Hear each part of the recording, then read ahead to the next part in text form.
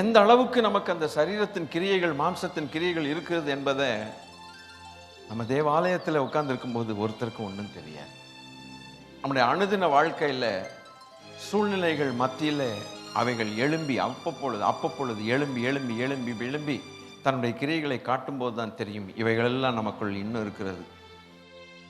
அன்னைக்கு இருந்த பிஸ்னஸ் வேர்ல்டில் ஒரு அப்போஸ்தலனாகிய பவுல் தன் ஜீவியத்தை பிஸ்னஸ்க்காக டோட்டலாய் அர்ப்பணம் பண்ணியிருந்தான்னா இன்டர்நேஷனல் லெவலில் டாப் கிளாஸ் பிஸ்னஸ் மேனாக மாறி இருப்பான். பரதேசி திட்டுறாரு.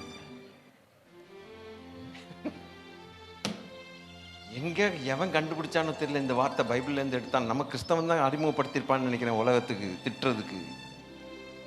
உலகத்தானு கூட தெரியாது போல இருக்குது பரதேசிங்கிற ஒரு வார்த்தை தெரியாது. எவனாவது நம்ம கிறிஸ்தவங்க தான் இந்த வார்த்தை கொஞ்சம் பைபிளை படிச்சுட்டு அது உலகத்துக்கு திட்டுறதுக்கான அறிமுக வார்த்தையா அவனை கண்டுபிடிங்கயா. பரலோகத்தின் தேவனுடைய சீடு நமக்கு தேவை. ஹல்லேலூயா. இருதயம் நிலம், நல்ல நிலத்தில் விதைக்கப்பட்ட விதை. கனெக்ட் பண்ண முடியுதா? 13 மத்தேயு 13. எங்கே நாம் ஜனிப்பிக்கப்பட்டிருக்கிறோம்? இவ்வளவு நாளும் ஜனிப்பிக்கப்படாத நேரத்தில் நாம் இந்த பூமிக்கு சொந்தம் என்று சொந்தம் பாராட்டி கொண்டிருந்தோம். ஆனால் ஒருவருடைய பரலோக தேவனுடைய வித்து, அந்த வித்துனாலே நாம் ஜனிப்பிக்கப்பட்டபடினாலே வேறு உலகத்துக்கு சொந்தம் பாராட்டும்படிக்கு நம்மை தேவன் மறுபடியும் பிறக்க வைத்தார். கரெக்டா? அப்ப நம்முடைய பெயர்கள் பரலோகத்தில் ஜீவ புஸ்தகத்தில் எழுதப்பட்டிருக்கிறது.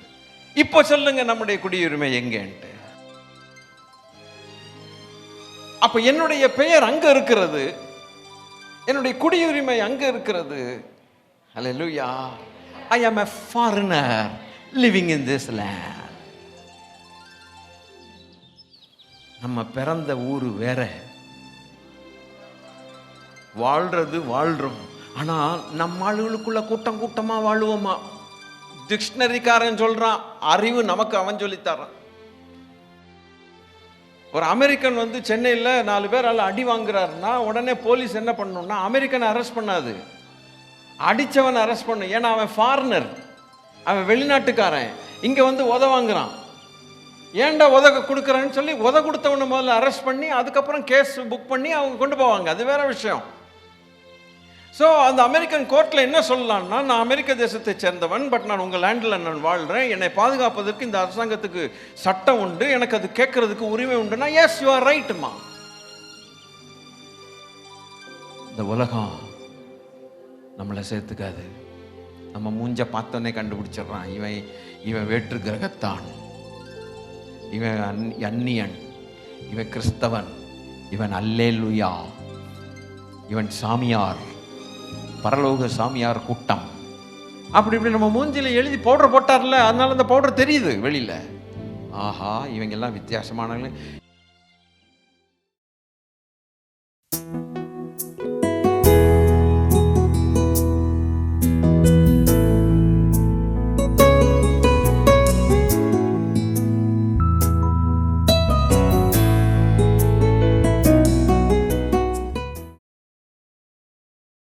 சேர்ந்து தியானிக்கலாமா? Are you ready? This is a wonderful celebration time. Hallelujah. We eat the real food of God, food from the word of God. Amen. Amen. Amen.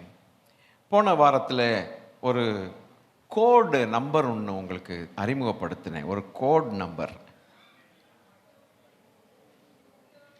2222.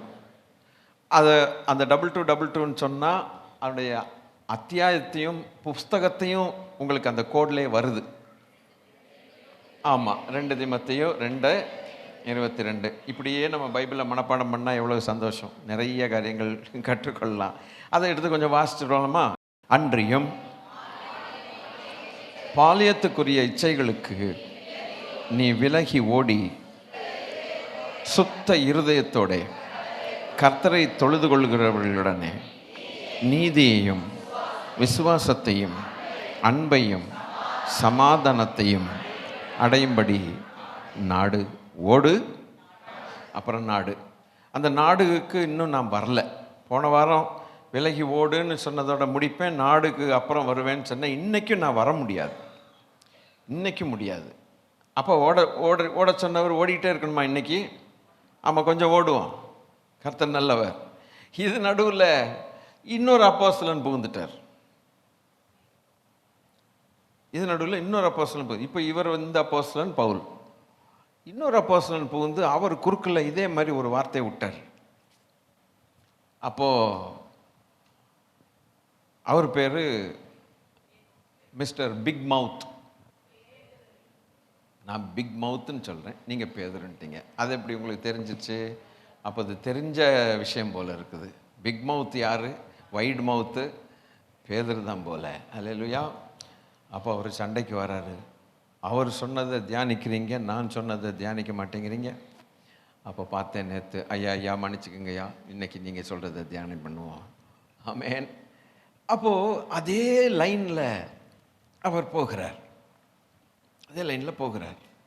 இப்போ போன வாரத்தில் பார்க்கும்போது எவ்வளோ ஒரு பிரதிஷ்டையில் இருக்கிறதான ஒரு பயங்கர பரிசுத்தவான், எல்லாத்துக்கும் நல்லா சொல்லிட்டு சிலுவையில் அறையப்பட்டேன்னு சொல்லிட்டு அதெல்லாம் பேசிட்ட பிறகு இந்த விஷயத்தில் மாத்திரம் the most deadliest sin, God doesn't like it. அவர் அதை வெறுத்து, அவர் அதை ரொம்ப வெறுக்கிறார்.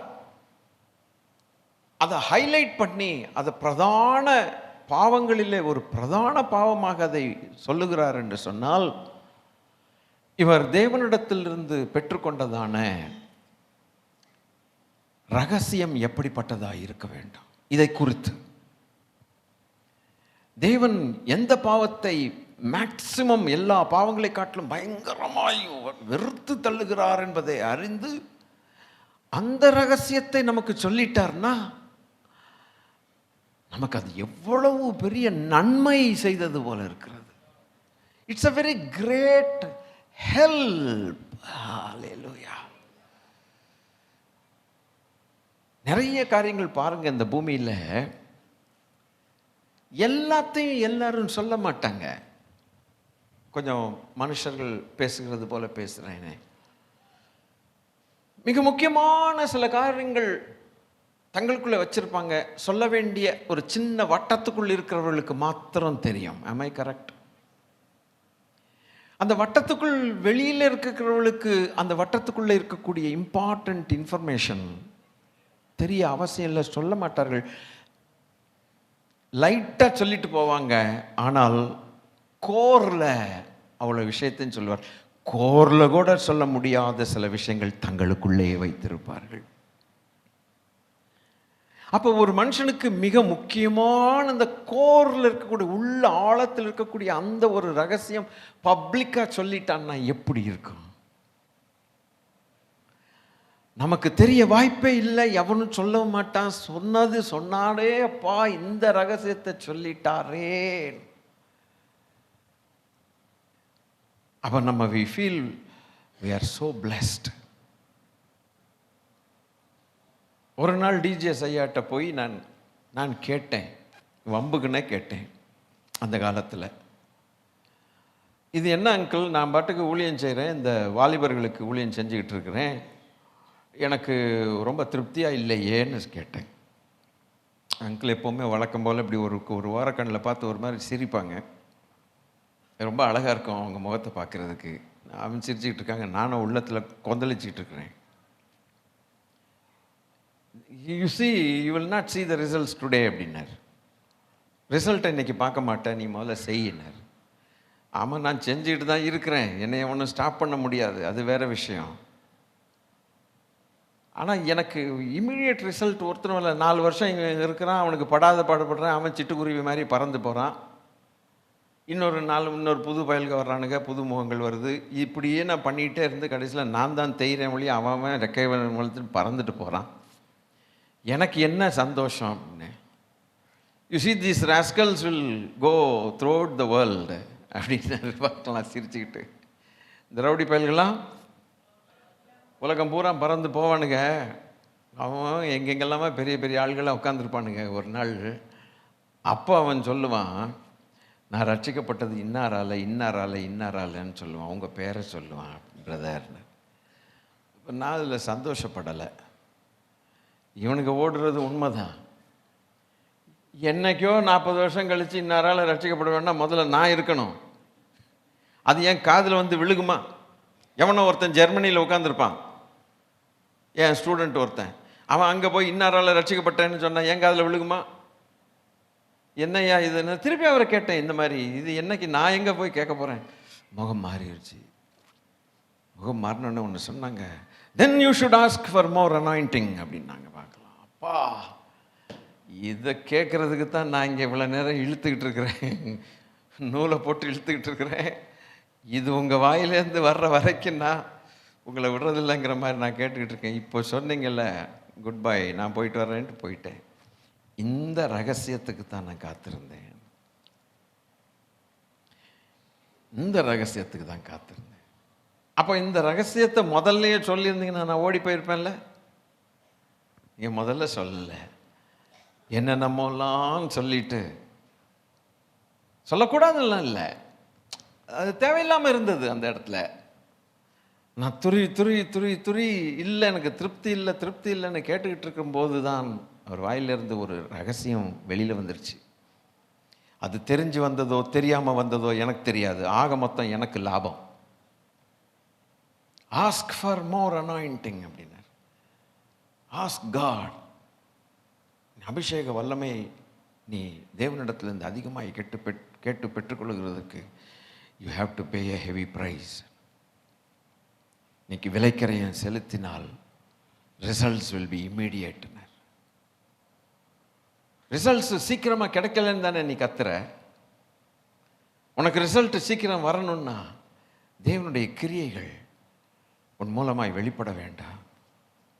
தேவனுடைய கிரியைகள் வெளிப்பட வேண்டுமானால் நீ விலைக்கரையம் கொடுத்தாக வேண்டும். Are you ready? Then you will see the results. இது ஒரு சாதாரண ஒரு மனுஷன்ட்டு நான் இந்த வார்த்தையை கேட்டால் அவ்வளவு ஒருவேளை அதுக்கு முக்கியத்துவம் கொடுத்துருப்பேனோ இல்லையோ, பட் ஐ டோன்ட் நோ. ஆனால் இந்த வார்த்தை யாருடைய வாயிலிருந்து வருது? ஒரு நல்ல தேறின தேவ மனுஷன்ட்டு வருது. அன்னைக்கு எனக்கு கிடைச்ச ஒரு பதில். அது போல தான் பவுலடிகளுடைய வாயிலிருந்து பெறப்பட்டதான ஒரு முக்கியமான செய்திகளில் செய்தி. இது எவ்வளவு லைட்டாக நம்ம தட்டிட்டு போனோம், ஜென்ரலாக எடுத்துகிட்டு போனோம். ஓகே, இதுக்கு விலகி இருக்கணும் போல இருக்கு, ரைட் நோ. பட் இதனுடைய முக்கியத்துவம் என்னங்கிறது இந்த நாட்களில் தேவன் நம்மோடு கூட பேசிக்கொண்டு வருகிறார். I believe. ஹல்லேலூயா. அவர் அதோட சொல்லிட்டு போயிட்டார். இனி ஒரு மனுஷன் பின்னால் வர்றான். அந்த பவுலடிகள் சொன்ன வார்த்தை கூட நான் உங்களுக்கு போன வாரம் படித்து காட்டினேன் என்று நினைக்கிறேன். ரோமர் 13:14. துர் இச்சைகளுக்கு இடமாக உடலை பேணாமல் இருந்து கர்த்தராகிய இயேசு கிறிஸ்துவை தரித்து கொள்ளுங்கள் என்று சொல்லுகிறார். அந்த தரித்து கொள்ளுதல் என்று சொல்லுகிறதுக்கு நான் அர்த்தம் கொடுக்கல. ஆனால் துரிச்சைகளுக்கு பேணாமல் இருந்து என்று சொல்லும் பொழுது அதனுடைய இங்கிலீஷ் வெர்ஷனை வாசிக்கும் போது do not give room, do not make a provision என்று உங்களுக்கு சொன்னேன், ஞாபகம் இருக்குன்னு நினைக்கிறேன். வீட்டில் ஒரு லிஃப்ட் வைக்கணும்னா அந்த ஒரு ப்ரொவிஷன், அது போல தான் எல்லாம் சொல்லி பல காரியங்களை சொல்லி விளக்கி சொன்னேன். ஞாபகம் எனக்கு உண்டு.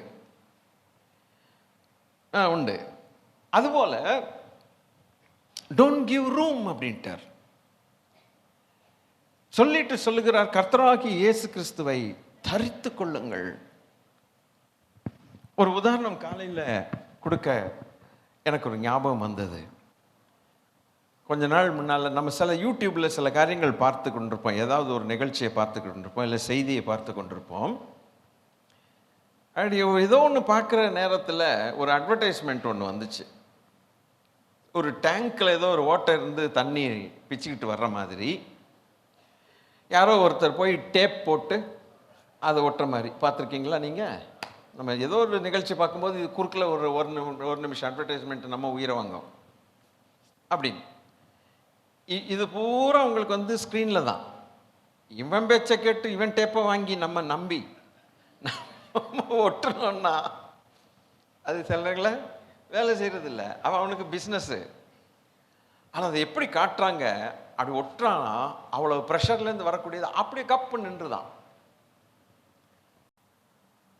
அந்த டேப்பை வச்சு ஒட்டாத வரைக்கும் அதுக்குள்ள ஒரு பெரிய ஹோல் இருக்குது, ஒரு ஓட்டை இருக்குது, அதுலேருந்து தண்ணீர் புஷ்ன்னு அடிக்குது. அந்த டேப்பை வச்சு மூடின உடனே ஒரு சொட்டு தண்ணீர் வரல. அவனுடைய அட்வர்டைஸ்மெண்ட்டே நம்ம எடுத்து பேசுவோம். அதுபோல நம்முடைய எல்லாரும் ரட்சிக்கப்பட்டாலும் நமக்கு மாமிசத்தின் கிரியைகள், அந்த எண்ணங்கள் நமக்குள் இன்னும் இருக்கத்தான் செய்கிறது. நான் போன வாரம் உங்களுக்கு சொன்னேன், எவ்வளவு பெரிய பரிசுத்தமாக நான் இருந்தாலும் இந்த சரீரத்துக்கான அந்த சேட்டைகள், அந்த கிரியைகள் எல்லா மனுஷருக்கும் உண்டு, சாகிற வரைக்கும் உண்டு. You cannot eliminate that. Only death will put an end to it. மரணம் தான் அதுக்கு ஒரு முற்றுப்புள்ளி வைக்கும். எந்த அளவுக்கு நமக்கு அந்த சரீரத்தின் கிரியைகள், மாம்சத்தின் கிரியைகள் இருக்கிறது என்பதை நம்ம தேவாலயத்தில் உட்கார்ந்துருக்கும் போது ஒருத்தருக்கும் ஒன்றும் தெரியாது. நம்முடைய அனுதின வாழ்க்கையில் சூழ்நிலைகள் மத்தியில் அவைகள் எழும்பி அப்பப்பொழுது எழும்பி எழும்பி எழும்பி எழும்பி தன்னுடைய கிரியைகளை காட்டும்போது தான் தெரியும் இவைகளெல்லாம் நமக்குள் இன்னும் இருக்கிறது. தேவனுடைய பிள்ளைகளாகிய நாம் பல நேரங்களில் யோசித்திருக்கிறோம், என்ன ஆண்டவரே இத்தனை விசுவாசிகளாக இருக்கிறோம், இவ்வளவு நாட்கள் இருக்கிறோம், இருந்தாலும் இந்த சின்ன ஒரு பொல்லாத குணம் என்னை விட்டு போகலையே. நமக்கு சில நேரங்களில் விசனங்கள் வருகிறது, இந்த குணம் என்னை விட்டு போகலையே, இதை அடக்கிறதுக்கு எப்படி,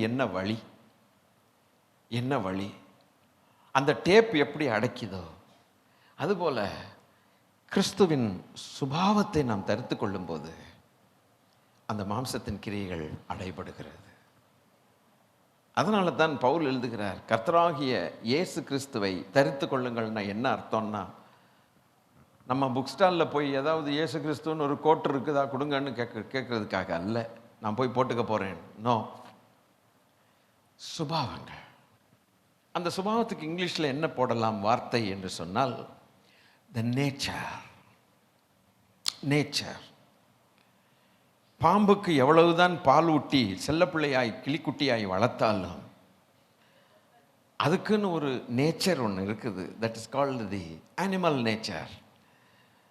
நாய்களை எவ்வளவோ செல்லமாக வளர்ப்போம், ஆனால் அது சாப்பாடு போட்டு நம்ம வீட்டிலே சாப்பிட்டுக்கிட்டே இருக்கும்போது அது பாத்திரத்தை கொஞ்சம் நகட்டி பாருங்க, செஞ்சிடாதீங்க அந்த வேலையை, கையெலும்பு போயிடும், படக்குன்னு கடிக்கும். நம்ம வளர்த்த நாய் அது கடிச்சு விட்டு அப்புறம் வாலாட்டும், நான் உன் ஃப்ரெண்டு தான் அப்படின்ட்டு.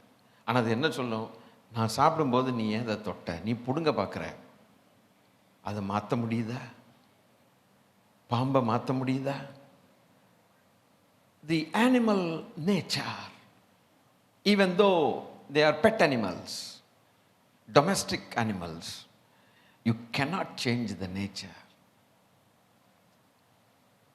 ஜிராஃபுடைய புள்ளிகளை நீ மாற்றுவாயான்னு கேட்டார், ஒட்டகச்சிவிங்கியுடைய புள்ளிகளை நீ மாற்றுவாயான்னு கேட்டார். அதை நீ மாற்றக்கூடுமானால் நீ நல்லவனா அவடான்னார் ஆண்டவர். அதை உன்னால் மாற்ற முடியாது, அதுபோல் நீ நல்லவன் ஆகிறதும் ரொம்ப கஷ்டம்டான்ட்டார். மனுஷனுடைய நிலைமையை பாருங்கள். சரி, அப்போ இந்த இந்த இந்த பொல்லாத குணங்கள் எப்படித்தான் மனுஷனுக்குள்ளே வந்தது என்பதையும் நான் உங்களுக்கு சொன்னேன். நீங்கள் ஞாபகத்தில் வச்சுருந்தீங்கன்னா கரெக்டாக சொல்லுவீங்க.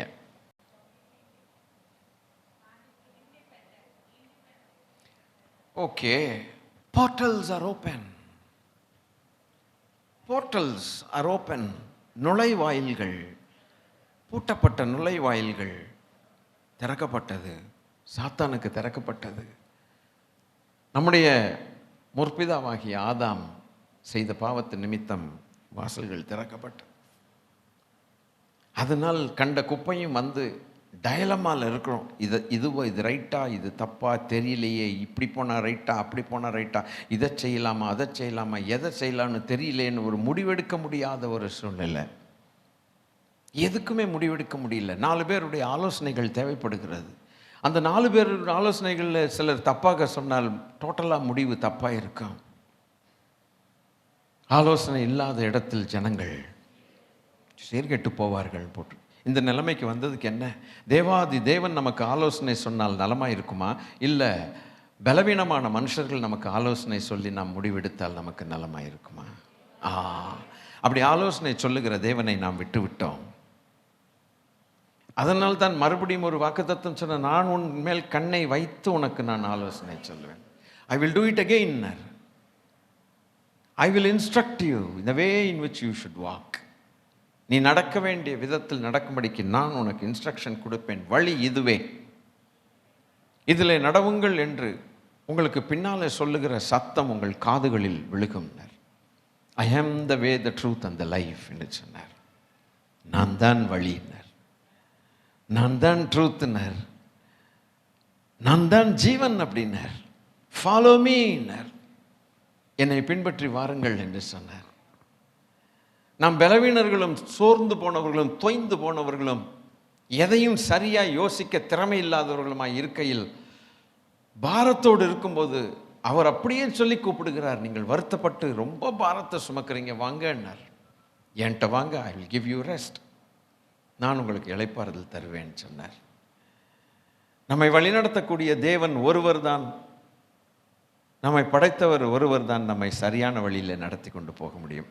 எனவே அவருடைய வழிகளில் நடப்பது நமக்கு ரொம்ப சேஃப்டி, ரொம்ப சேஃப், பாதுகாப்பு. வாயை திறந்து சொல்ல முடியுமா? என் ஆண்டவருடைய வழிகளில் போவது தான் எனக்கு பாதுகாப்பு. என்னுடைய சொந்த சிந்தையே என்னை ஏமாற்றும். பலவீனமான சிந்தையை கொண்ட மனுஷர்களுடைய ஆலோசனைகள் என்னை ஏமாற்றலாம். வேதம் ஒரு நாளும் நம்மை ஏமாற்றாது. The Bible never disappoint you. Hallelujah. அப்போ இப்படி சொல்லிட்டு அவர் இப்படி வரும்போது, இதுக்கு அப்புறம் இருக்கிறத நான் ஆண்டவரே நான் போகட்டுமான்னு கேட்டபோது, இல்லை ஒருத்தர் அங்கே இதே மாதிரி இன்னொருத்தன் சொல்லியிருக்கிறான், சண்டை போடுவான், அவன் சொன்னதை நீ கேட்கலைன்னா பிரச்சனைன்னு சொல்லிட்டு அதை சொல்லு முதல்ல, அதுக்கப்புறம் பவுல் என்ன சொல்கிறாரு பார்க்கலாம் அப்படின்னு சொல்லும்போது ஸ்ட்ரெயிட்டாக ஆமென் 1 பேதுரு 2வது அதிகாரம் 11வது வசனத்திற்கு நாம் வர இருக்கிறது. பிரியமானவர்களே, அந்நியரும் பரதேசிகளுமாய் இருக்கிற நீங்கள் ஆத்துமாவுக்கு விரோதமாய் போர் செய்கிற மாம்ச இச்சைகளை விட்டு விலகி போதும். இதை ஒரு கையில் வச்சுக்குங்க இந்த வசனத்தை, இன்னொரு கையில் 22 எடுங்க. இதை ஒரு கையில் வச்சுட்டு ஒரு பக்கம் ஒரு விரலில் அப்படி வச்சுக்கிட்டு மறைக்காமல் 22 எடுங்க. இந்த 22 என்ன?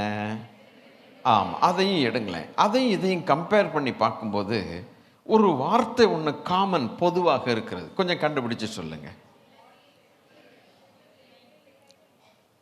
ஓகே, இச்சைகள் ஒரு வார்த்தை வருது, அதுவும் காமன் தான். ஆனால் அதுக்கப்புறம் அந்த அவைகளுக்கு என்ன செய்யணும்? விலகி விலகி விலகி. அவர் பவுல் என்ன சொல்லுகிறார்? கொஞ்சம் விலகி ஓடுங்கிறார். பேதுரு என்ன சொல்லுகிறார்னா அதே மாம்ச இச்சைகள் தான், வேற ஒன்றும் மாற்றலை.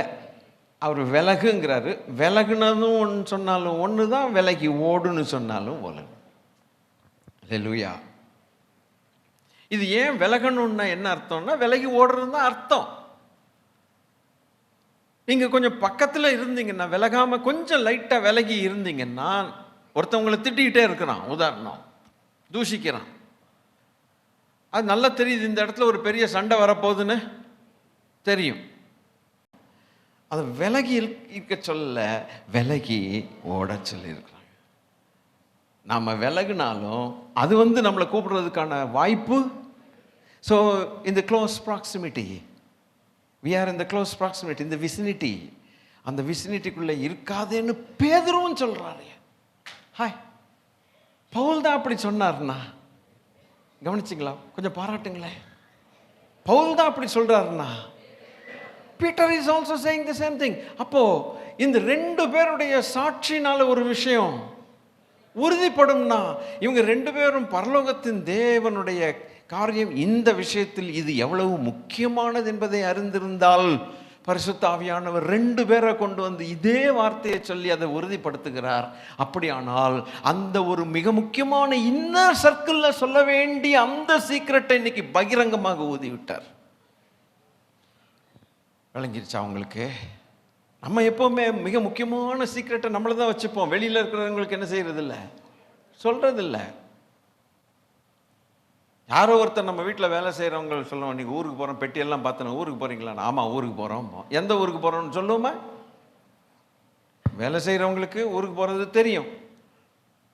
எந்த ஊருக்கு போகிறீங்க அப்படின்னு கேட்டால் ஊருக்கு போகிறோம் டீட்டெயில்ஸாக சொல்லுவோம். அப்புறம் இன்னொன்று கொஞ்சம் நேரம் கழிச்சு, சரி இந்த ஊருக்கு போகிறோன்னு சொன்னாலும் பரவாயில்ல, எதுக்கு போகிறீங்க அப்படின்னு கேட்டால் சொல்லுவீங்களா? தெர்மாமீட்டரில் அந்த மெர்க்குரி லெவல் போகாது மேலே? இன்னும் போன மாதிரி தெரியல யாருக்கும். ரொம்ப சார்ந்த சொருபிகள் நீங்கள். ஹல்லேலூயா. அதுக்கும் கேட்டு அந்த ஊருக்கு போய் எதுக்கு போகிறீங்க, எப்போ வருவீங்க, யார்கிட்ட பேச போகிறீங்க, இப்படியெல்லாம் கேட்டால் தெர்மாமீட்டரை தாண்டி மெர்க்குரி வெளியில் வந்துடும். அதெல்லாம் கேட்க முடியாது. இன்னைக்கு அந்த இன்னர் கோர்ல இருக்கக்கூடிய அந்த ஒரு பொட்டன்ஷியல் ப்ரொஃபவுண்ட் ட்ரூத், அதை கொண்டு வந்து பகிரங்கமாக சொல்லிட்டார். இதுக்கு நம்ம நன்றி சொல்லுகிறவர்களாய் நம்ம இருக்கணும். இது எங்களுக்கு தெரிஞ்சா நாங்கள் எவ்வளவு காப்பாற்றிக் கொள்வோம். இந்த இடத்துல உட்கார்ந்துக்கிட்டு சோத்திரம் சொல்லு, சோத்திரம் சோத்திரம் சோத்திரம் சொல்லு, எதிர்த்து நெல்லு அப்படி ஹேன்னு சொல்லவே இல்லையே. கெட் அவுட்ன்ட்டார்ல. இது சொல்ற ரெண்டு பேருமே யாரு? அப்பா, தேவனோடு கூட ஒருத்தர் ஒருத்தர் உரசி உரசி உட்கார்ந்துட்டு இருக்கிற மாதிரி உரசி வாழ்ந்தவங்க இவங்க. முகமுகமாய் பார்த்து அதில் ஒருத்தன் தொட்டு தடவி என்னெல்லாம் ஒரு தேவனோடு கூட இருந்து ஆர்குமெண்ட் எல்லாம் பண்ணி என்னென்னலாம் பிக் மவுத்து வைட் மவுத்து ஃபெலோ. அவங்க ரெண்டு பேரும் இப்படி சொல்கிறாங்கன்னா எப்படி இருக்கும்? சரி, இது சொல்கிறதுக்கு முன்னால் இவர் ஒரு 2 வசனங்கள் இவர் சொல்கிறத நம்ம என்னன்னு பார்க்கணும். கரெக்டாக அப்போ 1 பேதுரு 2வது அதிகாரம் 4-5. 1 பேதுரு 2வது அதிகாரம் ஒரு கதை மாதிரி தான் நான் எப்பவுமே கொண்டு போவேன். அப்போ உங்களுக்கு அது ஈஸியாக விளங்கும் என்னதான் சொல்லுது. கரெக்டு. மனுஷரால் தள்ளப்பட்டதாயினும் தேவனால் தெரிந்து கொள்ளப்பட்டதும் விலையேற பெற்றதுமாய் இருக்கிற ஜீவனுள்ள கல்லாகிய அவரிடத்தில் சேர்ந்தவர்களாகிய நீங்களும். போதும். அதுக்கப்புறம் நம்ம பிறகு இந்த அடுத்த வசனத்துக்கு போகலாம். இப்போ நீங்கள் இதை வாசிக்கும் போது இல்லை என்ன புதுசு இருக்குதுன்னு நீங்கள் கேட்க போறீங்க. பேதுரு என்ன சொல்லுகிறார்னா, நீங்கள் வந்த இடம் எது, நீங்கள் வந்து சேர்ந்த இடம் எது? நீங்க ஒரு கல்லிடத்துல வந்திருக்கிறீங்க. அந்த கல் ஜீவனுள்ள கல்லாக்கும். அந்த கல் கர்த்தராகிய இயேசு கிறிஸ்துவாக்கும். இந்த கல் யார் மேல விழுகிறதோ அவன் நொறுங்கி போவான். இந்த கல்லின் மேல் எது விழுந்ததோ அதுவும் நொறுங்கி போகும். இந்த கல்லின் மேல் என் சபையை கட்டுவேன், பாதாளத்தின் வாசல் அதை மேற்கொள்வதில்லை என்று சொல்லப்பட்ட ஜீவனுள்ள கல்லிடத்திற்கு நீங்கள் வந்து சேர்ந்தீர்கள் சொல்லி நமக்கு நல்ல பவுடர் போடுறார். அப்படிதான் காலில் பேசினேன். பவுடர் போடுறதுன்னா என்ன அர்த்தம்? ஓஹோ, அது கூட தெரியலையோ. நல்ல நம்மளை என்ன பண்றாரு? கரெக்டு, உண்மையைத்தான் சொல்லுகிறார். ஆனால் அவர் எந்த உள்ளத்திலேருந்து சொல்லுகிறார் பார்த்தீங்கன்னா, அவ்வளவு பிரமாதமான சந்தோஷ உள்ளத்திலிருந்து சொல்லுகிறார். பரிசுத்தவான்கள் நம்மை குறித்து எழுதும் பொழுதும், தேவாவியானுடைய உதவி கொண்டு நம்மை குறித்து எழுதும் பொழுதும் பொய்யை எழுதவில்லை. Bible is not lie. வேதம் பொய் அல்ல. அடிச்சு திருத்தி சொல்லி மகிழுங்க பாப்பா. வேதம் பொய் அல்ல. வேதம் சத்தியம். வேதம் ட்ரூத். ஹல்லேலூயா, ஆமென். அன்றியும் அவைகளினால் உமது அடியேன் எச்சரிக்கப்படுகிறேன். ஒரு பொய் சொல்றதுக்காக நம்மளை தூக்கிவிட வேண்டிய அவசியம் இல்லை. அப்போ இந்த பேதுரு நம்மை குறித்து சொல்லும் பொழுது எவ்வளவு ரியாலிட்டியை கொண்டு வந்து பேசிக் கொண்டிருக்கிறார். அதைத்தான் எபிரேய ஆக்கியோன்னு சொன்னான். ஹல்லேலூயா. இயேசு கிறிஸ்துவின் விலையேறப்பெற்ற இரத்தத்திடத்திற்கு வந்து சேர்ந்தீர்கள்ங்கிறான்.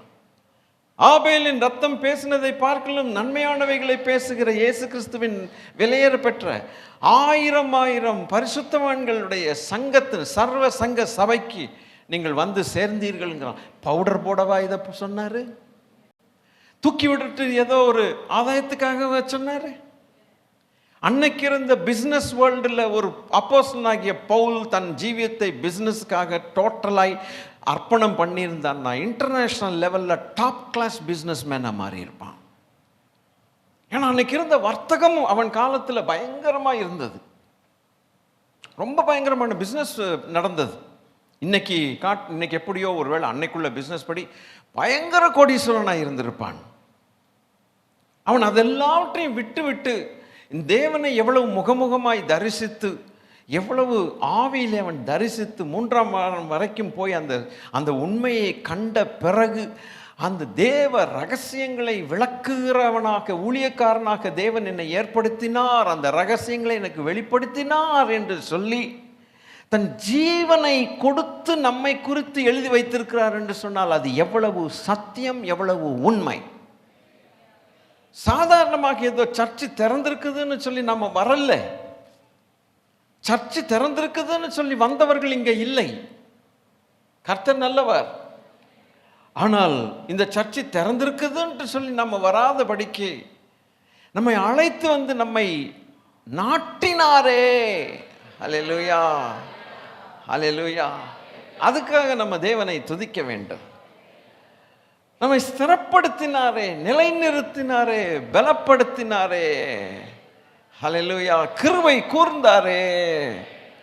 அந்த சமாதானத்தை தந்த தெய்வம் அல்லவோ. ஹல்லேலூயா. சமாதானம் போதும் இயேசு கிறிஸ்து இவர் யார், இவர் யார், இவர் யார்.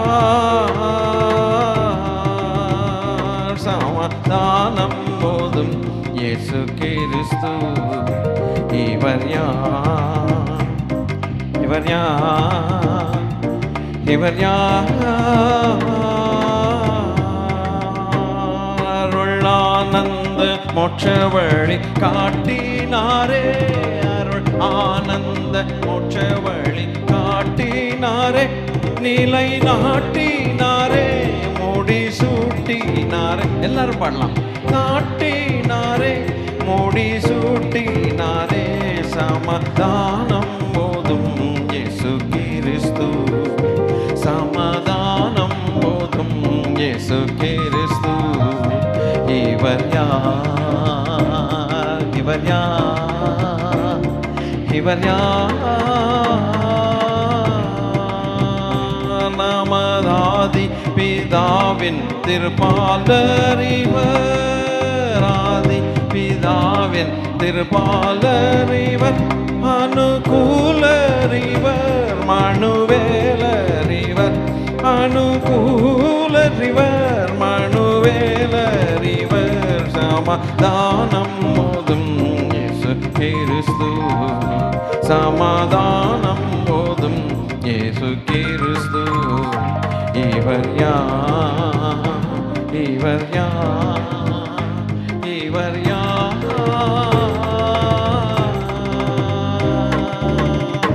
நம்மை நாட்டினாரே, நிலை நாட்டினாரே, கிருபை கூர்ந்தாரே. அது உண்மை, அது உண்மை.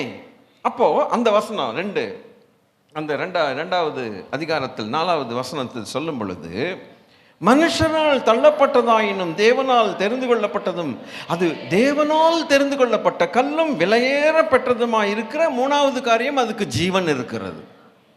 1வது காரியம் தேவனால் தெரிந்து கொள்ளப்பட்டது. நீங்களே சொல்லலாம், தேவனால் தெரிந்து கொள்ளப்பட்டது. ஹல்லேலூயா. மனுஷரால் தெரிந்து கொள்ளப்பட்ட கல்லிடத்துல நாம் வரல, அது பிரயோஜனமற்றது. கர்த்தருக்கு ஸ்தோத்திரம். ஹல்லேலூயா. அப்புறம் விலையேற பெற்றது. விலைய மதிப்பு அது மனுஷனால் சொல்ல முடியாது. 3வது, அந்த கல்லுக்கு ஜீவன் இருக்கிறது. ஹல்லேலூயா. தலைக்கு மூளைக்கல்லா இருக்கிறது. அந்த கல்லிடத்திற்கு உங்களை வரவழைத்த தெய்வம் என்று சொல்லுகிறார்.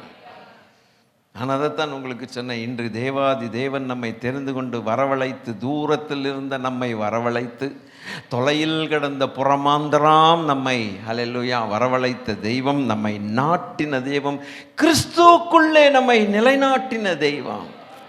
ஹல்லேலூயா. உலகம் தப்பா புரிஞ்சிருக்குது. படிக்காதவங்க கிறிஸ்தவங்கன்னு சொல்றாங்க. எஸ்சி எஸ்டி தாழ்ந்தவர்கள் தான் கிறிஸ்தவர்கள்னு சொல்கிறாங்க. என் தேவன் யாரையும் அப்படி பிரித்ததே கிடையாது. நீ எஸ்சி எஸ்டி ஓசிபிசின்னெல்லாம் ஒன்றும் பிரித்ததே கிடையாது. ஆத்துமாக்களை விலையேற பெற்றவர்களாய் பார்க்கிற தெய்வம். அந்த காலத்தில் மீன்பிடிக்கிறவர்கள் இயேசுவை ஏற்றுக்கொண்டது நிமித்தம் இவர்கள் உலகத்தில் இருக்கக்கூடிய மக்களுடைய அபிப்பிராயம் என்னன்னா, பஞ்ச பண்டாரம் பரதேசிகளுக்கு எல்லாம் இவர் ஆண்டவர் அப்படின்னார் சொல்கிறாங்க. இன்றைக்கும் அவர்களுக்கு அந்த ஒரு மமதை அவர்களுக்கு இருக்கிறது.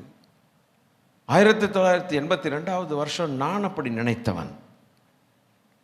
அப்படி நினைத்தவன் உங்களுக்கு முன்பாக வந்து பேசிக்கொண்டிருக்கிறேன். அதே வார்த்தையை நான் சொன்னேன்.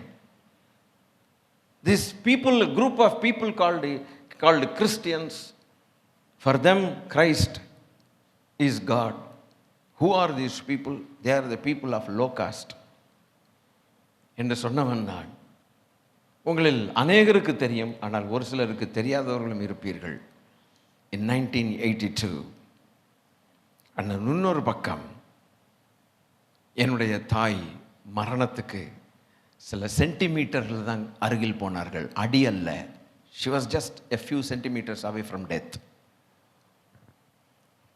இவ்வளவு பேசிக்கொண்டிருந்த என்னை நான் பேசினதை கொஞ்சம் பார்க்காமல் அதை கொஞ்சம் ஒதுக்கி தள்ளிக்கிட்டு இந்த தேவாதி தேவன் இறங்கினார். இறங்கினது நிமித்தம் என்னுடைய தாயாரை ரட்சித்தார், எங்கள் குடும்பத்தை ரட்சித்தார். இன்று நான் இங்கே அவருக்கு சேவை செய்யும்படிக்கு நிற்கிறேன். I was the one who told the same thing. Now I am ashamed of not knowing the truth those days. அறியாமையில் இருந்த காலங்களில் தேவன் காணாதவரை போல இருந்தார் போட்டிருக்கிறார். ஹல்லேலூயா. இப்பொழுதோ என் பரலோகத்தின் என் நாயகன் அவர். கித்னா மகான் मेरा यीशु. हालेलुया. कितना महान मेरा यीशु. बहुत सुंदर है. எவ்வளவு அழகுள்ளவர். ஆமென். எனவே அந்த கல்லடத்திற்கு வந்திருக்கிறீர்கள் அப்படின்னு சொல்லிட்டு அடுத்த வசனத்தில் நம்ம போகும்பொழுது இந்த வசனத்துக்கான பவுடர் கோட்டிங் எப்படிங்கிறத நான் உங்களுக்கு சொல்லி கொடுத்துட்டேன், எப்படி பவுடர் போட்டார்னு. உண்மைதான், ஆனாலும் சொல்லுகிறேன், அந்த வார்த்தை கொச்சையாக பேசுகிறேன். Next let's come to the next verse. Next verse. ஜீவனுள்ள கற்களை போல் ஆவிக்கு ஏற்ற மாளிகையாகவும் இயேசு கிறிஸ்து மூலமாய் தேவனுக்கு பிரியமான ஆவிக்கேற்ற பலிகளை செலுத்தும்படிக்கு பரிசுத்த ஆசாரிய கூட்டமாகவும் கட்டப்பட்டு வருகிறீர்கள். இன்னொரு கோட்டிங் பவுடர், இன்னும் அதிகமாக பவுடர் போட்டு விட்டார் நமக்கு. ஐஸ் ஏத்துறதுக்காக அல்ல, பட் தட் இஸ் ரியாலிட்டி. சொல்லுங்க, இது உண்மைன்னு சொல்லுங்களேன். உண்மைன்னு சொல்லுங்க. உண்மை இல்லாவிட்டாலுங்க எழுதப்பட வேண்டிய அவசியம் இல்லை. இப்போ இதை கொஞ்சம் உற்று யோசித்தால், அவர்தான் ஜீவனுள்ள கல் அல்ல, அந்த ஜீவனுள்ள கல்லிடத்திற்கு சேர்ந்ததான நீங்களும் ஜீவனுள்ள கற்களாய் மாறிவிட்டீர்கள். அந்த ஜீவன் உங்களுக்குள் வரும் பொழுது you also became the living stones. அந்த கற்கள் ஆவிக்குரிய, அந்த கற்கள் அவ்வளவு ஆவிக்குரிய மாளிகையாக எழும்பி கிறிஸ்து இயேசு மூலமாய் தேவனுக்கு பிரியமான ஆவிக்கேற்ற பலிகளை செலுத்தும் போது தேவனுக்கு பிரியமாய் இருக்கிறது. Pleasant sacrifices. நம்ம ஜனங்கள் நம்பணும். ஏன்னா நம்மை குறித்து எழுதப்பட்டிருக்கிற வேத வசனங்கள். வீட்டிலேருந்து புறப்பட்ட போது என்ன சொல்லிட்டு வந்தீங்க? யார்கிட்டையாவது ஐம் கோயிங் டு அட்டெண்ட் அ சர்வீஸ்ன்னு சொன்னீங்களா? ஒரு சர்வீஸ் அட்டன் பண்ண போகிறேன்ட்டு, அல்ல நீங்களே சொல்லிக்கிட்டீங்களா இன்றைக்கி சண்டே நம்ம சர்வீஸ் அட்டன் பண்ணணும் சொன்னீங்களா? அப்படி தான் 4 பேர்கிட்ட சொல்லிட்டு வந்திருக்கீங்களா? No, it is written about me. ஹல்லேலூயா. என்னை குறித்து வேதம் சொல்லுகிறது, நான் அவருக்கு ஆராதனை செய்ய போகிறேன். இந்த ஆராதனை ஜீவனுள்ள ஆராதனை, அது பிதாவாகிய தேவனுக்கு பிரியமான ஆராதனையாக இருக்குதாம். அப்படி பிரியமான ஆராதனை செய்யும்படிக்கு அந்த ஜீவனுள்ள கல்லோடு சேர்ந்த நாமும் கற்களாய் மாறி பெரிய மாளிகையாய் கட்டப்பட்டு வருகிறோம் என்று பேதுரு அப்போஸ்தலன் தெளிவாய் சொல்லுகிறான். இதை நீங்கள் புரிஞ்சுக்கிட்டீங்கன்னா நான் நெக்ஸ்ட் ஸ்டெப்புக்கு நான் போக என்னால் முடியும். How you understood this please? ஆகட்டும். இன்னும் ஒரு வசனத்தை வாசிக்கிறேன். நல்லா பவுடர் போட்டாரா? நல்லா கவனிச்சுங்க. இனி 1 பேதுரு 2வது அதிகாரம் 9வது வசனம். நீங்களோ உலகத்து ஜனங்கள் அல்ல, உலகத்து ஜனங்களுக்குள்ளாக பிரித்தெடுத்து சபையிலே நாட்டப்பட்டவர்களாய் ஜீவனுள்ள பலிகளை செலுத்தி, தேவனுக்கு பிரியமான பலிகளை செலுத்தி, ஜீவனுள்ள கற்களாக இருந்து மாளிகையாக எழுப்பப்பட்டு கொண்டிருக்கிற நீங்களோ உங்களை அந்தகாரத்தினின்று தம்முடைய ஆச்சரியமான ஒளியினிடத்திற்கு வரவழைத்தவருடைய புண்ணியங்களை அறிவிக்கும்படிக்கு தெரிந்து கொள்ளப்பட்ட சந்ததி. தேவதூதர்களுக்கு அவர் உதவியாக கை கொடுக்காமல் ஆபிரகாமின் சந்ததிக்கு உதவியாக கை கொடுத்தார். அவருடைய புண்ணியங்களை அறிவிக்கிறது தேவதூதர்கள் அல்ல, இந்த கிருபை பெற்ற ஜீவனுள்ள கற்கள். நாம தான் அந்த புண்ணியங்களை அறிவிக்க வேண்டுமாம். அப்படி இருந்துட்டு சொல்றார், அறிவிக்கும்படிக்கு தெரிந்து கொள்ளப்பட்ட சந்ததி. நம்பர் 1 தெரிந்து கொள்ளப்பட்ட சந்ததி. நம்பர் 2 ராஜரீக ஆசாரிய கூட்டம். நம்பர் 2 3வது பரிசுத்த ஜாதி. 4வது அவருக்கு சொந்த ஜனமாகவும் இருக்கிறீர்கள். எவ்வளவு கோட்டிங் பவுடரை போட்டுட்டு பவுடர் டப்பாவே காலி பண்ணிட்டார். புது பவுடர் டப்பா வாங்கி, ஒரு டப்பாவே வாங்கி, பெரிய டின்னு வாங்கி நம்ம மேல அப்படி அப்பி நம்மளை குளிர பண்ணி அவன் ஜொலிக்கிறான், பவுடர்ல ஜொலிக்கிறான். இப்போ அவ்வளவு உண்மையங்கள் எழுதி வச்சிட்டார். எழுதி வச்சவர் இப்போ அடுத்த நிமிஷம் என்ன தெரியுமா சொல்றாரு? ஹல்லேலூயா. 1 பேதுரு 2வது அதிகாரம் 11வது வசனம். 1 Peter chapter 2 verse number 11. பிரியமானவர்களே, கொஞ்சம் பொறுங்க. ரொம்ப ஸ்பீடு. ஒவ்வொரு கமாலையும் ஒவ்வொரு வார்த்தையிலையும் ஏகப்பட்ட காரியங்கள் நடந்து இன்னும் போக உங்களுக்கு புரியும். பிரியமானவர்களேன்னா எங்களுக்கு, அதாவது நண்பர்களேன்னு சொன்னா அதுக்கு ஒரு அர்த்தம். அப்புறம் வேற என்னத்தை சொல்லலாம்? தேவனுடைய ஜனமேன்னு சொன்னா அது ஒரு அர்த்தம். இப்படி பல அர்த்தங்கள் இருக்கக்கூடிய வார்த்தைகளை உபயோகப்படுத்தாமல் beloved அப்படிங்கிற ஒரு வார்த்தை, பிரியமானவர்களேன்னா இவன் இருதயத்துக்கு நம்ம எவ்வளவு நெருக்கம். அப்ப தேவனுடைய ஊழியக்காரர்களுக்கு நெருக்கமா இருக்கிறவர்கள் யார்? தேவனுடைய ஊழியக்காரர்களுக்கு நெருக்கமாய் பிரியமாய் இருக்கிறவர்கள் யார்? பக்கத்து வீட்டு சுப்பிரமணி அல்ல, இயேசு கிறிஸ்துவினால் சந்திக்கப்பட்டு ஜீவனுள்ள பலிகளை செலுத்தக்கூடிய ராஜரீக ஆசாரிய கூட்டம்னு சொல்லி பவுடர் போட்டானே, அவங்களை அட்ரஸ் பண்ற விதத்தை பார்க்கும்போது அவங்களை எப்படி சொல்லி கூப்பிடுறதுன்னா, வாயா போயான்னு கூப்பிடாம ஓ மை பிலவர்டுன்ட்டான். இந்த பிலவர்டுங்கிற ஒரு வார்த்தை எங்கே சொந்தம்னு நான் சொன்னேன், தப்பா எடுத்துக்க கூடாது. ஒரு அன்பான ஒரு கணவன் அன்பான மனைவிக்கு சொல்லக்கூடிய வார்த்தை. இங்கே உள்ளவங்க சொல்கிறாங்களா இல்லையான்னு என்னை கேட்கக்கூடாது, நான் பொறுப்பு இல்லை இதுக்கு. ஆண்டவர் அப்படித்தான் சொல்றாரு, மை பிலவர்ட் என்று சொல்லுகிறார். பிரியமானவளே, ரூபவதியே, உன்னில் பழுதொன்றும் இல்லை என்று சொல்லுகிறார். அப்ப அவருடைய உள்ளத்தின் ஆழத்திலிருந்து கொட்டக்கூடிய ஒரு அன்பின் உச்சகட்டம், அந்த வார்த்தை தான் பிரியமானவனே.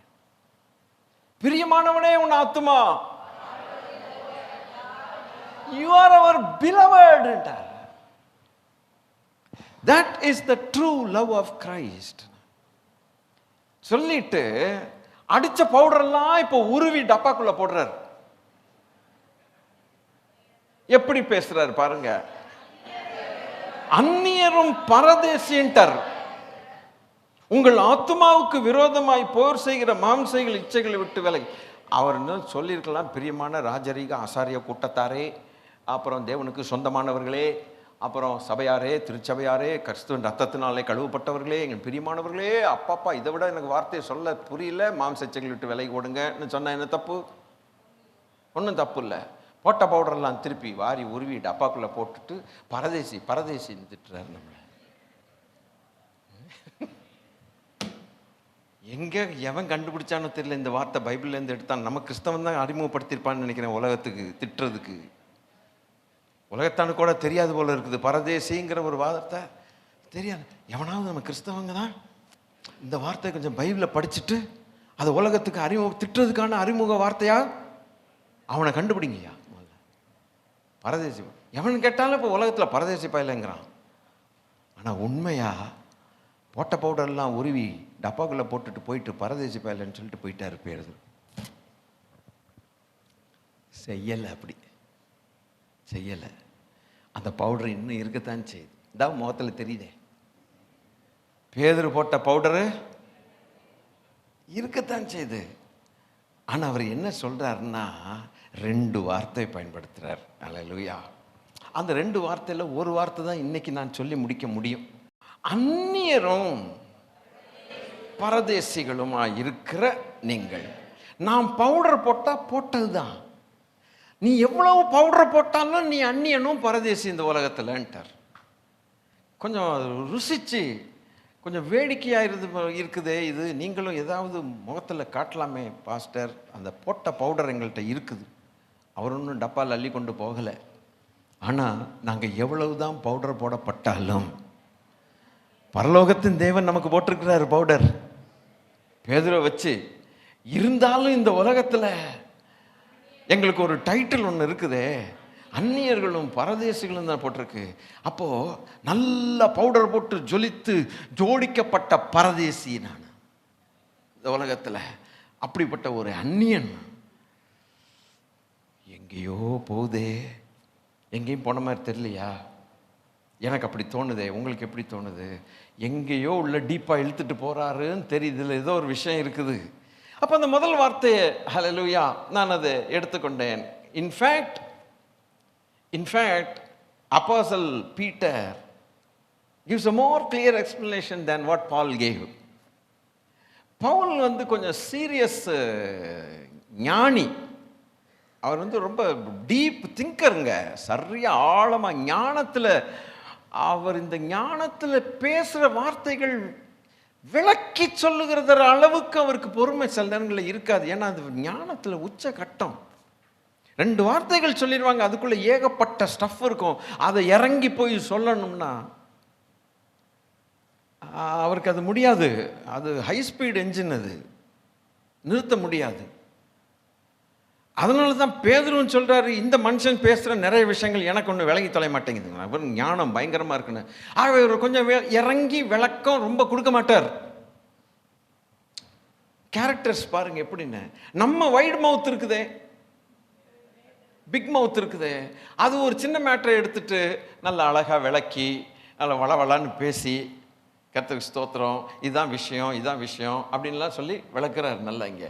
அப்போ இவனுடைய மைண்டில் நான் கண்டுபிடிச்சது என்னன்னு கேட்டால், நம்ம ஐயா பேதுரு மைண்டில் ஒரு ஆழமாக ஒரு காரியம் பதிஞ்சு போச்சு. அந்நியன் பரதேசிங்கிறது அப்படியே பிரிண்ட் ஆகிடுச்சு. பவுலுக்கு பிரிண்ட் ஆனாலும் அதை ஃபாஸ்ட்டாக மற்ற பல காரியங்களை சொல்கிறதுக்கு போகிறார். ஹை லெவலில் போகிறார். இவனுக்கு இதை பார்த்துட்டு இருக்கான், எப்போ தலைக்கு மேலே போகுதுப்பா நமக்கு அப்படின்ட்டு. புரியுதுங்களா உங்களுக்கு? அதனால தான் பேதுருவை கொண்டு தேவன் இன்னும் கொஞ்சம் இறங்கி நமக்கெல்லாம் சொல்லி கொடுக்குறார். அதை சொல்லி கொடுக்கறதுக்கு ஒருத்தர் இங்கே வச்சிருக்கிறார் ஆண்டவர், இந்த பரதேசிய.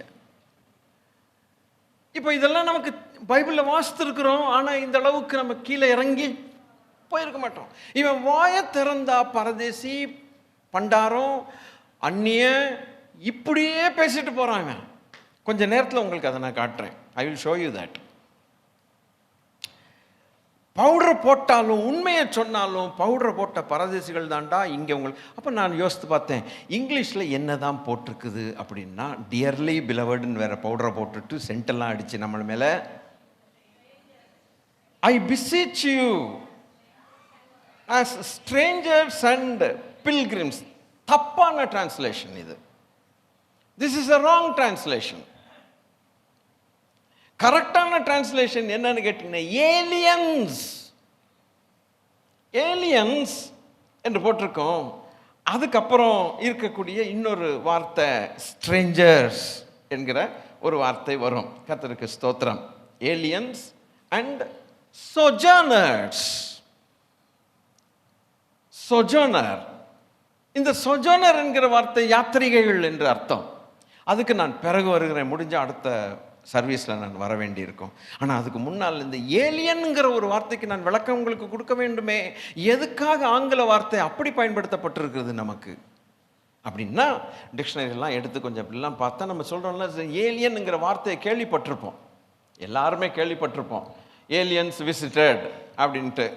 சில பைலட்ஸ் ஏர்பிளைன் ஓட்டும்போது ஏலியன்ஸை பார்த்ததாக அவங்க சொல்கிறாங்க. அவங்களுடைய வெஹிக்கிள்லே ஒரு வித்தியாசமான வட்டமாக ஒரு வெஹிக்கிள் இருக்கும், அது விகாரமாக இருக்கும், மூஞ்சி பார்த்திங்கன்னா செதுக்கின மாதிரி இருக்கும், இதை பார்த்தாலே பயமாக இருக்கும். அது வந்துச்சுனாலே இந்த ஏர்க்ராஃப்ட்டு ஷேக் ஆகுது, இந்த ஃப்ரீக்வன்சி மிஸ்மேட்ச் ஆகும், என்ன வேணால் நடக்கலாங்கிற அளவுக்கு அங்கே 40 அடிக்கு மேலே பார்த்ததாக நிறைய கதைகள் இருக்குது. நான் பார்த்ததில்லை, நீங்கள் பார்த்ததில்லை, மேட்ரு விடுங்க. பட் அந்த ஏலியனுங்கிற வார்த்தை வேற்று கிரகத்தான், வேற்று கிரகத்தார்கள் அப்படிங்க. இன்னும் கொஞ்சம் நம்ம சொல்ல போனால் இது நிறைய மீனிங் வரும் பாருங்க, அர்த்தம் பாருங்க. an unnaturalized foreign resident of a country. டிக்ஷனரியில் என்ன போட்டிருக்கு தெரியுமா? an unnaturalized foreign resident of a country. He is not naturalized, he is an unnaturalized, but he is a resident of that country. An போட்டிருக்கு டிக்ஷனரியில். சில நேரங்களில் டிக்ஷனரியை நம்ம பார்க்கணும், அப்போ தான் அந்த கரெக்டான மீனிங் கிடைக்கும். Unnaturalized foreign resident of the country. இன்னும் கொஞ்சம் சொல்லிட்டு நான் விளக்கம் சொல்கிறேன் தமிழில். கர்த்தருக்கு ஸ்தோத்திரம். இன்னும் ஒரு அர்த்தம் ஒன்று உண்டு, நான் சிட்டிசன்ஸ். ஆச்சரியமாக இருக்குது இந்த மாதிரி வார்த்தைகள்லாம் நம்ம கேள்விப்படும் போது. நான் சிட்டிசன், சிட்டிசன்னா குடியுரிமை பெற்றவர்கள், நான் சிட்டிசன்னா குடியுரிமை இல்லாதவர்கள் சொல்லலாமா? குடியுரிமை பெற்றவர்கள், நான் சிட்டிசன்னா குடியுரிமை இல்லாதவர்கள். கர்த்தருக்கு ஸ்தோத்திரம். இன்னும் கொஞ்சம் சொல்ல போனா an outsider living in this country.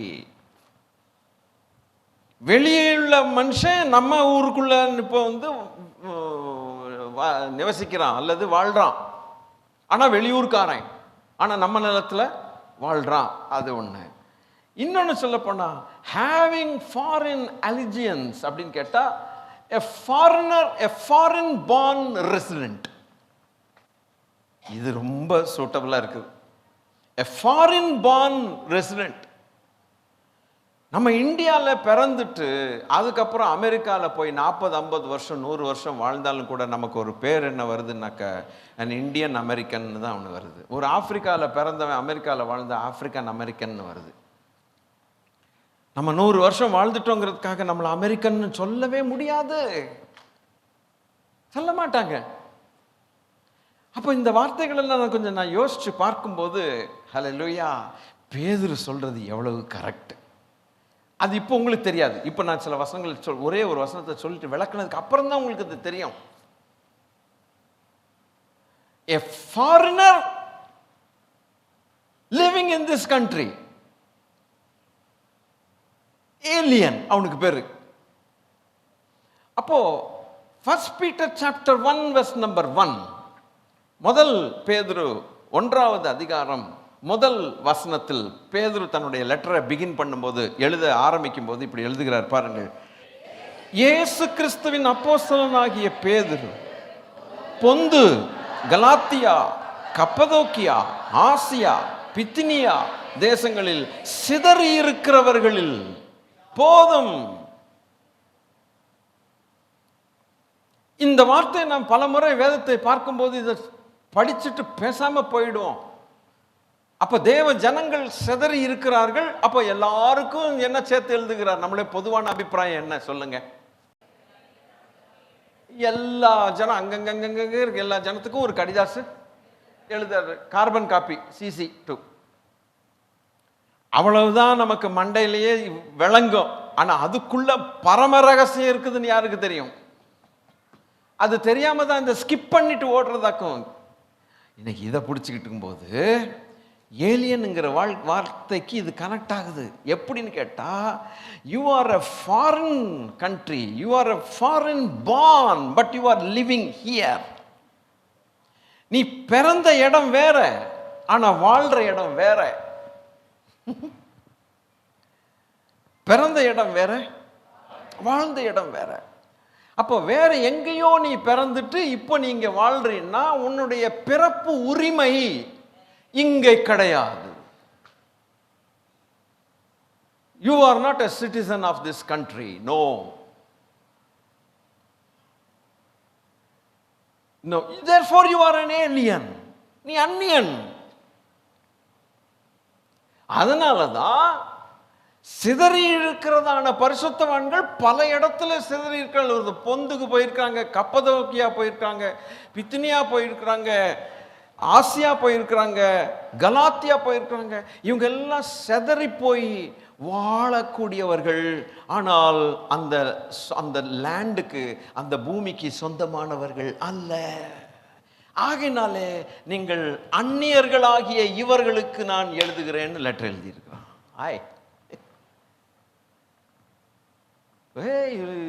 எப்படி பாராட்ட தெரியலையே. You see, there is something hidden here. நம்ம என்ன நினைச்சோம்னா, பல இடங்கள்ல சிதறி போய் வாழ்றவங்களுக்கு ஒரு கடிதாசி எழுதி உற்சாகப்படுத்துறாருன்னு நினைச்சோம். பாருங்க, சிலர் வண்ணாரப்பேட்டையில் வாழ்கிறோம், சிலர் தொண்டையார்பேட்டையில் வாழ்கிறோம், சிலர் இன்னும் கொஞ்சம் அந்த காசிமேட்டில் வாழ்கிறோம், இன்னொரு சிலர் அந்த பக்கம் இங்கிட்ட வாழ்கிறோம். இப்படி பல இடங்கள்லேருந்து வாழ்கிறோம். உங்களை எல்லாருக்கும் இன்றைக்கி கூட்டம் இருக்குதுன்னு நான் சொன்னால், ஒரு மெயில், ஒரு எஸ்எம்எஸ் அனுப்புனா எல்லாருடைய செல் நம்பருக்குன்னு பார்க்குறோம். எல்லா வண்ணாரப்பேட்டை, தண்டையாரப்பேட்டை, காசிப்பேட்டை, குறுக்குப்பேட்டை, கிறுக்குப்பேட்டை, அத்தனை பேட்டை எல்லாம் கொண்டு வந்து இந்த பிரைஸ்டவர்லேயே வாழுதா? அப்படி வாழ்றீங்களா? இப்போ இந்த ஆராதனை முடிஞ்சோன்னா யாரும் எங்களுக்கு வீடே இல்லை, இதுதான் வீடுன்னு சொல்லி எல்லாருக்கும் சாப்பாடு போட்டு எல்லாருக்கும் தூங்கிட்டு இங்கே தானே வாழ்றது. நோ, சிதறி இருக்கிறோம் அல்லவா?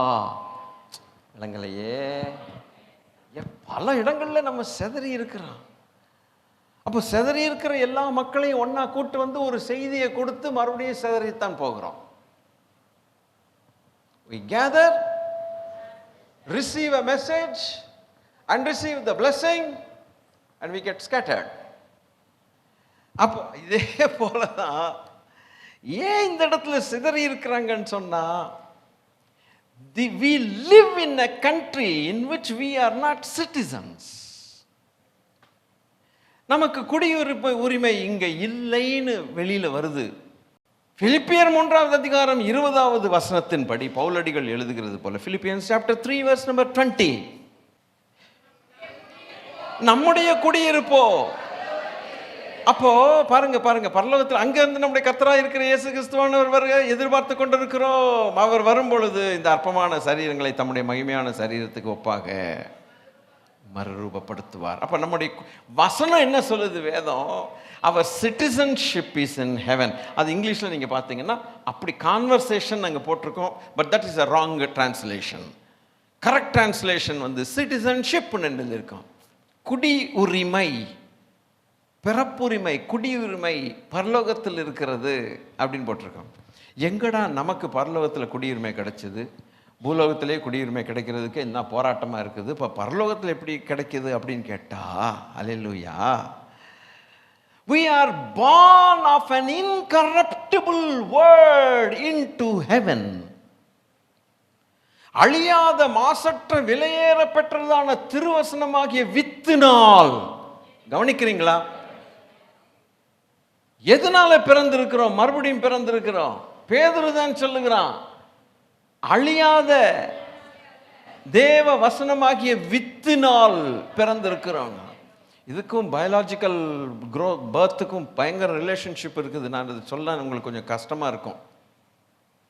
A man or a woman, a child is born because of the seed and sown in a land. If you have little wisdom, please understand what it is. ஒரு மனுஷனோ ஒரு பிள்ளை, ஒரு ஆண்கள் பிள்ளையோ ஒரு பொம்பளை பிள்ளையோ இந்த பூமியில் பிறக்க வேண்டுமானால் ஒரு விதை அவசியம். அந்த விதையை விதைக்கிறதுக்கு ஒரு நிலம் அவசியம். புரிந்தால் புரிந்து கொள்ளுங்கள், இல்லாவிட்டால் விட்டு விடுங்கள். Man is the carrier of seed and the woman is the sustainer of the seed, which is the land, without which birth cannot take place. In the same way, அது போலவே பரலோகத்தின் தேவனுடைய சீடு நமக்கு தேவை. ஹல்லேலூயா. இருதயம் நிலம், நல்ல நிலத்தில் விதைக்கப்பட்ட விதை. கனெக்ட் பண்ண முடியுதா? 13 மத்தேயு 13 13 முடியுதா? ஸ்தோத்திரம். அந்த விதை அழியாத விதை, அது தேவனுடைய விதை, அது தேவனுடைய வார்த்தை. அந்த வார்த்தையினால் ஜனிப்பிக்கப்பட்ட மக்கள் நாம். There is a seed of God because of the seed. Eternal seed of God. That's life giving. அதில் ஜீவனுள்ள வார்த்தை, ஜீவனாயும் ஆவியமாய் இருக்கக்கூடிய கர்த்தருடைய வார்த்தையினால் ஜனிப்பிக்கப்பட்டவர்கள். நாம் எங்கே ஜனிப்பிக்கப்பட்டிருக்கிறோமோ அங்கே நாம் சொந்தம் கொண்டாட முடியும். ஜனிப்பிக்கப்படாத இடத்தில் நாம் சொந்தம் கொண்டாட முடியவில்லை. டொமைசில், எங்கே நாம் ஜனிப்பிக்கப்பட்டிருக்கிறோம், இவ்வளவு நாளும் ஜனிப்பிக்கப்படாத நேரத்தில் நாம் இந்த பூமிக்கு சொந்தம் என்று சொந்தம் பாராட்டி கொண்டிருந்தோம். ஆனால் ஒருவருடைய பரலோக தேவனுடைய வித்து, அந்த வித்தினாலே நாம் ஜனிப்பிக்கப்பட்டபடினாலே வேறு உலகத்துக்கு சொந்தம் பாராட்டும்படிக்கு நம்மை தேவன் மறுபடியும் பிறக்க வைத்தார். கரெக்டா? அப்ப நம்முடைய பெயர்கள் பரலோகத்தில் ஜீவ புஸ்தகத்தில் எழுதப்பட்டிருக்கிறது. இப்போ சொல்லுங்க, நம்முடைய குடியுரிமை எங்கேன்ட்டு. ஏன் பிலிப்பியர் 3:20 சொல்றது? அதனாலயா? அப்புறம் எதனால சொல்றீங்க? I am born again with an incorruptible seed, which is the word of God, into a citizenship in heaven. என்னுடைய பெயர்கள் பரலோகத்தில் இருக்கிறது, பூலோகத்தில் இல்லை. இந்த பூலோகத்தில் இருக்கலாம், எங்கேயாவது கவர்மெண்ட்டில் கெசட்டில் இருக்கலாம், அது வேற விஷயம், அது அழிந்து போகும். ஆனால் அழியாத இடத்தில் என்னுடைய பெயர், உங்களுடைய பெயர் இருக்குமானால் அந்த உலகத்தில் என்னை பிறக்க வைத்தவர் தான் அதுக்கு காரணம். Come on, rejoice in the Lord. சந்தோஷப்படுங்கள் கர்த்தருக்குள்ளால. அந்த உலகத்தில் என்னை பிறக்க வைத்தவர் தான் அதற்கு காரணம். Now please understand. ஹல்லேலூயா. என்னை பாருங்க. அப்ப என்னுடைய பெயர் அங்க இருக்கிறது, என்னுடைய குடியுரிமை அங்க இருக்கிறது. ஹல்லேலூயா. I am a foreigner living in this land. Hey, எப்படி சொல்லுவீங்க? நீங்க சொல்லுங்க. நீங்க சொல்றதை பார்த்து நான் மகிழணும். I am a foreign born living in a different country. That's called alien. இன்னும் ஒரு வார்த்தை ஒன்று உண்டு, alienated அப்படிங்கிற ஒரு வார்த்தை உண்டு. alienated. alienatedனா என்ன அர்த்தம்னா, நீ ஒதுக்கி தள்ளப்பட்டவன் என்று அர்த்தம். You don't belong to us. ஒரு பெரிய கூட்டு குடும்பம், ஏதோ ஒரு தகராறு நடக்குது. ஒருத்தன் அந்த கூட்டு குடும்பத்தில் ஒரு சொந்தக்காரன் ஒருத்தன் மோசமாக பிஹேவ் பண்ணி ஏதோ ஒன்று பண்ணிட்டான், யாருக்குமே பிடிக்கல அவனை. அந்த குடும்பத்துலேருந்து அவனை என்ன செய்கிறாங்க? ஒதுக்கி தள்ளுறாங்க. அதுக்கு பேர் இங்கிலீஷில் என்ன தெரியுமா? That man is alienated from the community. alienated, ஒதுக்கி வச்சுட்டாங்க. இந்த உலகம், ஹல்லேலூயா, இந்த உலகம் நம்மை ஏற்றுக்கொள்ளாது. நீங்கள் எவ்வளோ பேர் ஆவிக்குரியவர்களாக இருக்கீங்கன்னு எனக்கு தெரியல. ஆண்டவர் அதை சொன்னார், இந்த உலகம் உங்களை வெறுத்தால் நீங்கள் ஆச்சரியப்படாதிருங்கள். ஹல்லேலூயா, ஆமென், ஹல்லேலூயா. இந்த உலகம் தராத அந்த சந்தோஷத்தை தரக்கூடியவர், நம்மை ஜனிப்பித்தவர் ஒருவர் தான். ஹல்லேலூயா.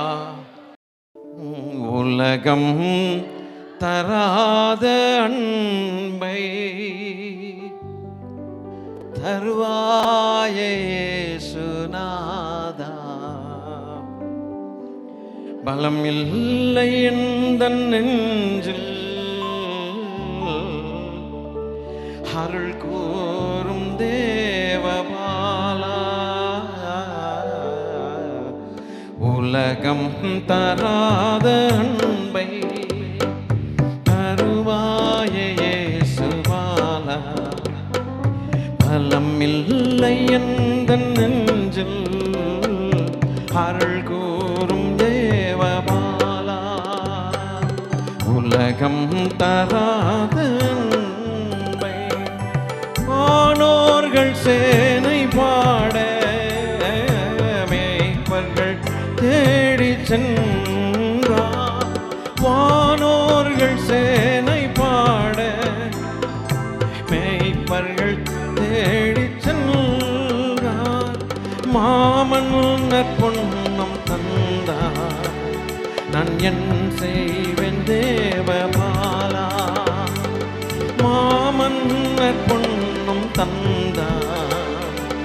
என் செய்வேன் தேவபாலா, என் உள்ளம் உம் சொந்தம் பாலா. உலகம் தராத அன்பை தந்தீரே சுனாதா, பலம் இல்லை எந்தன் நெஞ்சில் அருள் தாரும் தேவபாலா.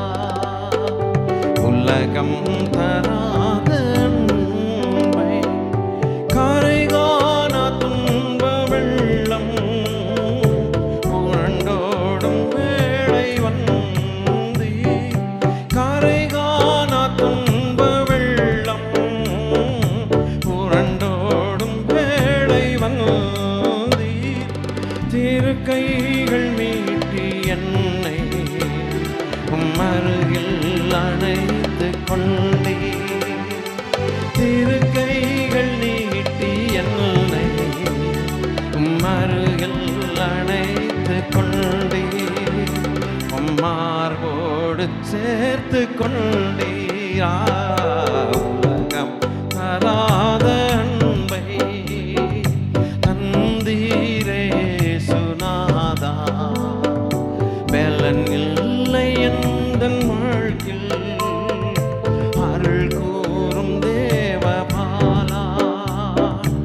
உலகம் தராத அன்பை கரைகாண துன்ப வெள்ளம் புரண்டோடும் வேளை வந்தீ, கரைகாண துன்ப வெள்ளம் புரண்டோடும் வேளை வந்தீ. திருக்கைகள் நீட்டி என்னை உம்மருகில் அணைத்து கொண்டே, திருக்கைகள் நீட்டி என்னை உம்மருகில் அணைத்து கொண்டே, உம்மார்போடு சேர்த்து கொண்டே.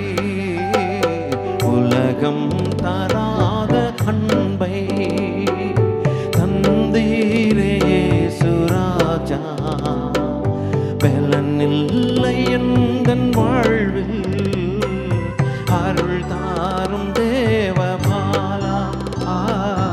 உலகம் தராத அன்பை. அவர்தான் அந்த வித்து தந்து நம்மை ஜெனிப்பித்த கண்மலை, என்னை ஜெனிப்பித்தவர் நீரே. ஆகையினால் என்னுடைய குடியிருப்பு அங்கதான், இங்க இல்லை. சபையே, ஹல்லேலூயா.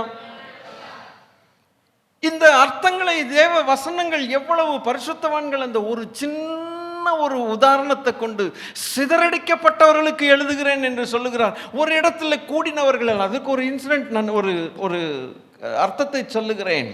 ஹல்லேலூயா. இன்னொரு அர்த்தம் ஒன்று உண்டு இந்த ஏலியன்ஸ் என்பதற்கு, அதையும் நான் உங்களுக்கு சொல்லுகிறேன். Foreigners but living among there native people. பல காரியங்களை இங்கே நோண்டின பிறகுதான், தேடின பிறகுதான் நமக்கு நிறைய அர்த்தங்கள் ஸ்பிரிச்சுவல் சைடில் கனெக்ட் பண்ண நமக்கு ரொம்ப உதவியாக இருக்கிறது. We need to do a little bit of hard work. Hallelujah. தேவ ஜனங்கள் வேதத்தை வாசிக்கும் போது கொஞ்சம் ஹார்ட் ஒர்க் பண்ணணும். I do a little bit of hard work. Otherwise we cannot go into the real meaning. என்ன சொல்லப்பட்டிருக்குதுன்னா, foreigners but living among their native people.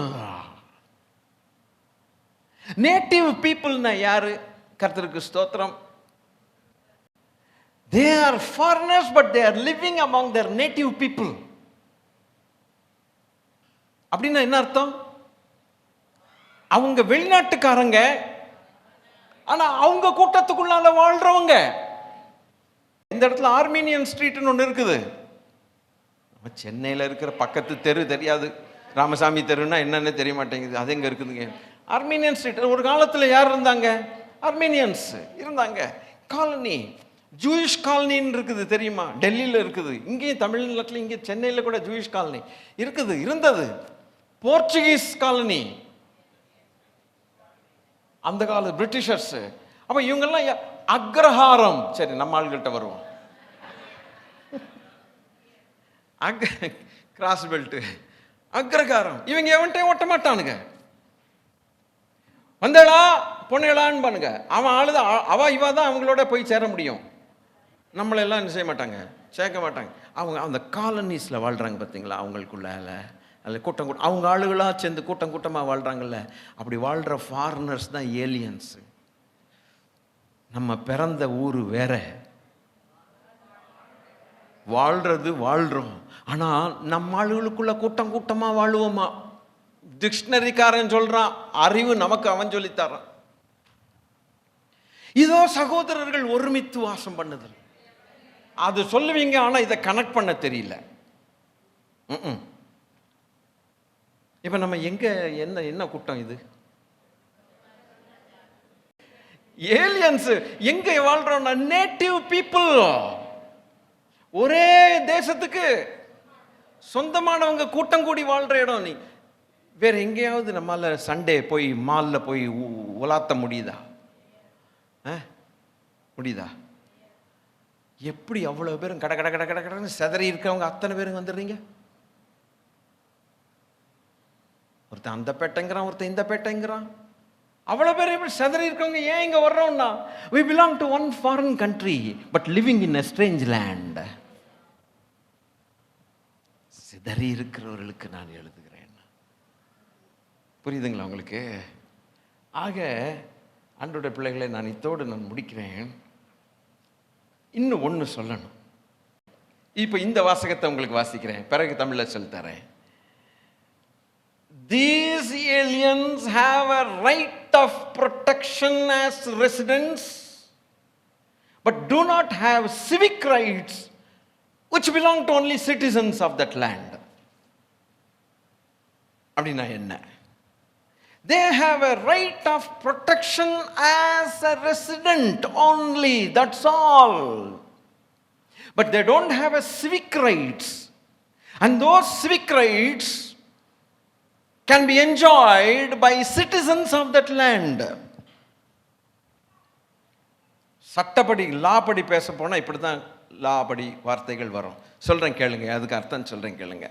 Right of protection ஒன்று உண்டு, பாதுகாப்பு உரிமை. இதாவது விளங்குதா? அப்படிதான். என்ன பாதுகாப்பு உரிமைன்னா என்ன அர்த்தம்? நம்முடைய பாதுகாப்புக்கு நாம் உரிமை உள்ளவர்கள். நமக்கு ஏதாவது இந்த இடத்துல வாழும் பொழுது ஏதாவது நம்ம பாதுகாப்புக்கு பங்கம் வந்ததானால் நாம் முறையிடலாம். ஆபத்து வந்தால் நாம் முறையிடலாம். ஆக அரசாங்கம் உரிமை இல்லை, அரசாங்கம் நம்மை பாதுகாப்பதற்கு உத்தரவாதம் எடுக்கும். பாதுகாப்பு கொடுத்தே ஆகணும். ஒரு அமெரிக்கன் சென்னையில் வந்து அடி வாங்குறாருன்னா, ஒரு அமெரிக்கன் வந்து சென்னையில் 4 பேரால் அடி வாங்குறாருன்னா உடனே போலீஸ் என்ன பண்ணணும்னா அமெரிக்கனை அரெஸ்ட் பண்ணாது, அடித்தவன் அரெஸ்ட் பண்ணும். ஏன்னா அவன் ஃபாரினர், அவன் வெளிநாட்டுக்காரன், இங்கே வந்து உத வாங்குறான். ஏன்டா உத கொடுக்குறான்னு சொல்லி உத கொடுத்தவனை முதல்ல அரெஸ்ட் பண்ணி அதுக்கப்புறம் கேஸ் புக் பண்ணி அவங்க கொண்டு போவாங்க. அது வேற விஷயம். ஸோ அந்த அமெரிக்கன் கோர்ட்டில் என்ன சொல்லலாம்னா, நான் அமெரிக்க தேசத்தை சேர்ந்தவன், பட் நான் உங்கள் லேண்டில் நான் வாழ்கிறேன், என்னை பாதுகாப்பதற்கு இந்த அரசாங்கத்துக்கு சட்டம் உண்டு, எனக்கு அது கேட்கறதுக்கு உரிமை உண்டுன்னா, எஸ் யூ ஆர் ரைட்டுமா, ரைட்டுமா. நீ அமெரிக்கன் அதனால போட்டு அடித்து சாத்தி அவனை கடலை கொண்டு செத்து குவிச்சு கடலில் போட்டுக்கடான்னு சொல்ல மாட்டான். So we have right of protection in this land, but we don't have civic rights. அந்த அமெரிக்கன் இங்கே வந்து இது என்னுடைய பூமி என்னுடைய இடம்னு சொன்னா நான் கெட் அவுட்ன்றான். விளங்கிருச்சா? இப்போ விளங்கிருச்சா? அது போல தான் நமக்கு, நீங்கள் கனெக்ட் பண்ணுங்கன்னு பார்க்குறேன். நமக்கு வந்து அங்கே தான், ஆனால் இங்கே இருக்கிறதுக்காக பாதுகாப்பு உரிமை ஒன்று தான் இருக்குது வழியா இதை கிளைம் பண்ணுறதான உரிமை நமக்கு இல்லை. அதனால தான் சிதறி இருக்கிற ஏலியன்ஸுக்கு நான் எழுதுறேன். பேதுரு என்ன சொல்றாரு? சிதறி இருக்கிற அவர்களுக்கு நான் எழுதுறேன், இங்கே நீங்கள் செதறி போய் வாழ்கிறீங்க, அங்கங்கே அவங்க கூட்டமாக நேட்டிவாக வாழ்கிறீங்க. அங்கங்கே உள்ள சபை, அங்கங்கே உள்ள சபை, அங்கே உள்ள சபை, கலாத்தியாக்கு சபை, பொந்துலர், பித்தினியா, கலாத்தியா, அதாக்கும் இதாக்கும், தெசலோனிக்கே சபை, எபேசி சபை, அங்கங்கங்க பிரிஞ்சு அதுபோல் சென்னையில் இந்த இடம், அப்புறம் அந்த இடத்துல ஒரு சபை, அங்கே ஒரு சபை, இங்கே ஒரு சபை. இன்றைக்கி இத்தனை சபைகள் இருக்கிறதுனால அந்தந்த நேட்டிவாக கூடி வாழும் பொழுது கர்த்தருக்கு ஸ்தோத்திரம், அல்லேலூயா. ஒரு நாள் வரும், அப்பொழுது நம்ம எந்த உலகத்துக்கு சொந்தமாக்கினாரோ அந்த சொந்தமாக்கினவர் வருவார், தம்முடையவர்களை கூட்டி செல்வதற்காக வருவார். 4 திசைகளிலும் ஹல்லேலூயா தூதர்களுக்கு கட்டளையிடுவார். கர்த்தரால் மீட்கப்பட்டவர்கள் ஆனந்த களிப்புடன் பாடி சீயோனுக்கு, சீயோன் என்று சொல்லும் பொழுது நேட்டிவ், நம்ம நேட்டிவ், நம்ம நேட்டிவ், நம்ம உலகம், அது நம்ம குடியுரிமை பெற்றதான உலகத்துக்கு என் ஜனங்களை பலியினால் உடன்படிக்கை செய்த என்னுடைய பரிசுத்தவான்களை கூட்டுங்கள் என்பார் எழுதியிருக்கிறார். அவர் வருவார், வருகிறவர் இன்னும் கொஞ்ச காலத்தில் வருவார், தாமதம் பண்ணார். 4 திசைகளிலும் இருந்து தூதர்களுக்கு கட்டளை பிபின்னு ஊதிட்டு அந்த நேட்டிவை சேர்ந்தவர்கள் எல்லாரையும் கூட்டுவார். அங்கங்க சிதறி இருக்கிற அத்தனை மக்களும் சேர்ந்து கூட்டுவார். அவர் கூட்டின பிறகு ஒரே பண்ணையும் ஒரே மாளிகையும், ஹல்லேலூயா, ஜீவனுள்ள கற்களால் கட்டப்பட்ட புதிய எருசலேம் பரலோகத்திலிருந்து இறங்கி வர கண்டேன். அங்கு அவர்கள் சிதறி இருக்க மாட்டார்கள். High, I don't know how many of you understand it. அங்க அவர்கள் சிதறி, இங்கு தான் சிதறி இருப்போம். அங்கு சிதறி இருப்பது ஒன்றுமில்லை, ஒரே மந்தையும் ஒரே தொழுவுமாக இருக்கும் என்று சொன்னார். மாளிகை, அது நடுவில் அவர் வாசம் பண்ணுவார். இதோ மனுஷர்கள் நடுவில் தேவாதி தேவன் வாசம் பண்ணுகிறார்.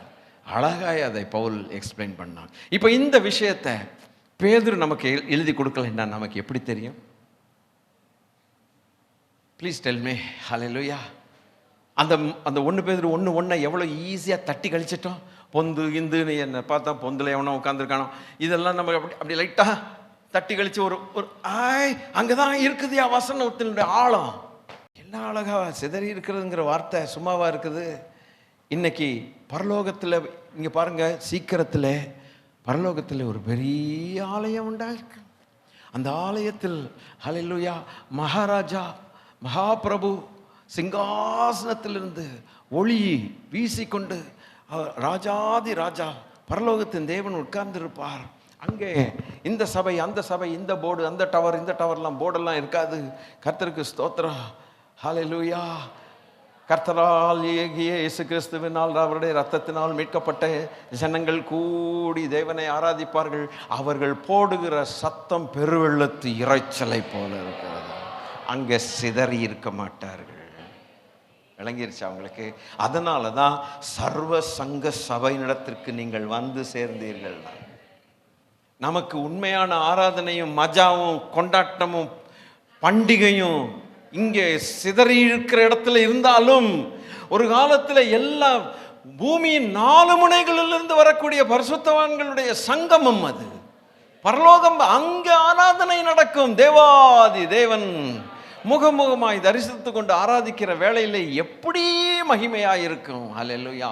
இந்த பூலோகத்தின் ஆராதனையே இவ்வளவு மகிமையாய் இருக்குமானால், பரலோகத்தின் தேவனுக்கு முன்பாக நாம் தலைகுனிந்து அவரை முகத்தை பார்த்து மகிமையிலேயே இருந்து ஆராதனை செய்வது எவ்வளவு மகா பெரிய பாக்கியம். அதற்கு நம்மை ஆயத்தப்படுத்துகிறவர் கர்த்தரே. அதனால தான் சொல்லுகிறார், பவுல் சொன்னதை திரும்ப பேதுரு சொல்லி, இந்த ஒரு அசுத்த பாவத்துக்கு விலகி ஓடுனர்.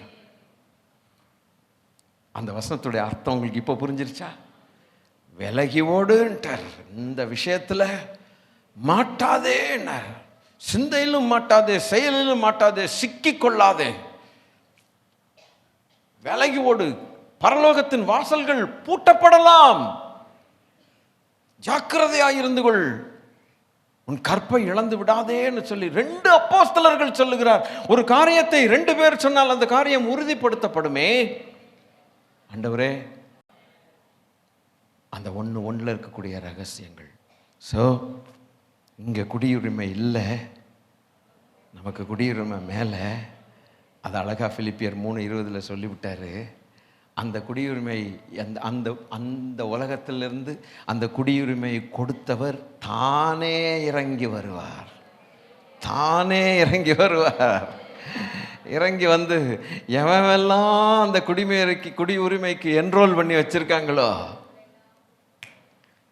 பலியினால் உடன்படிக்கை பண்ணின என்னுடைய பரிசுத்தவான்களை கூட்டுங்கள் என்பார். அதில் நீங்களும் நானும் இருக்கணும். ஏன்னா பேதுரு நமக்கு சோப் போட்டது எவ்வளவு போட்டார், பவுடர் போட்டார் தெரியுமா? அவ்வளவு பவுடர் போட்டாலும் கூட அவர் என்ன சொல்லுகிறார் தெரியுமா? கடைசியில் அந்நியன்ட்டார், பரதேசின்ட்டார். பவுடரை போட்டுட்டு ஜம்முன்னு இப்படி ஆட்டிட்டு இங்கே உட்கார்ந்துராத இது இல்லைன்ட்டார். ஆகவே இங்கே நீ உட்காருவாயானால் இந்த பாவத்துக்கு நீ உடன்படுவாய். ஆகவே இந்த பாவங்களுக்கு நீ உதறி தள்ளிவிட்டு சுற்றிலும் இருக்கக்கூடிய முள்ளு அதை உதறி தள்ளிவிட்டு பரிசுத்தமாக்குதலை தேவ பயத்தோட பூர்ணப்படுத்துன்னு சொன்ன தெய்வம். அதுக்கு ரெடியாயிருன்னு. அடுத்து சொஜோனர்ஸ், பரதேசிக்கு விளக்கம் அடுத்த வாரம். அல்லேலூயா. ஆகவே எல்லா ஏலியன்ஸும் எந்திரிங்க. இங்கே இந்த ஒரு ஏலியன் எப்போ எந்திரிச்சு நின்றுட்டு தான் இருக்கிறேன். கர்த்தருக்கு ஸ்தோத்திரம். எல்லா அந்நியர்களும் எந்திரிங்க பார்ப்போம். பாஸ்டர் இப்படி போட்டு கடைசியில் திட்டிவிட்டாரே நம்மளை. அப்படியா? நான் திட்டுறதுக்கு முன்னால் பரிசுத்த வேதாகமும் நம்மளை நல்லாவே பவுடர் போட்டு திட்டிருச்சு. கர்த்தருக்கு ஸ்தோத்திரம். ஆனால் அந்த பவுடர் இன்னும் நம்மள்கிட்ட இருக்கு. அல்லேலூயா. யாரெல்லாம் பவுடர் போட்டிருக்கீங்க? நம்ம போட்டுற பவுடர் இல்லை, பரலோக தேவன் நமக்கு போட்ட பவுடர். என்ன மாதிரி தூக்குறாரு பார்த்தீங்களா?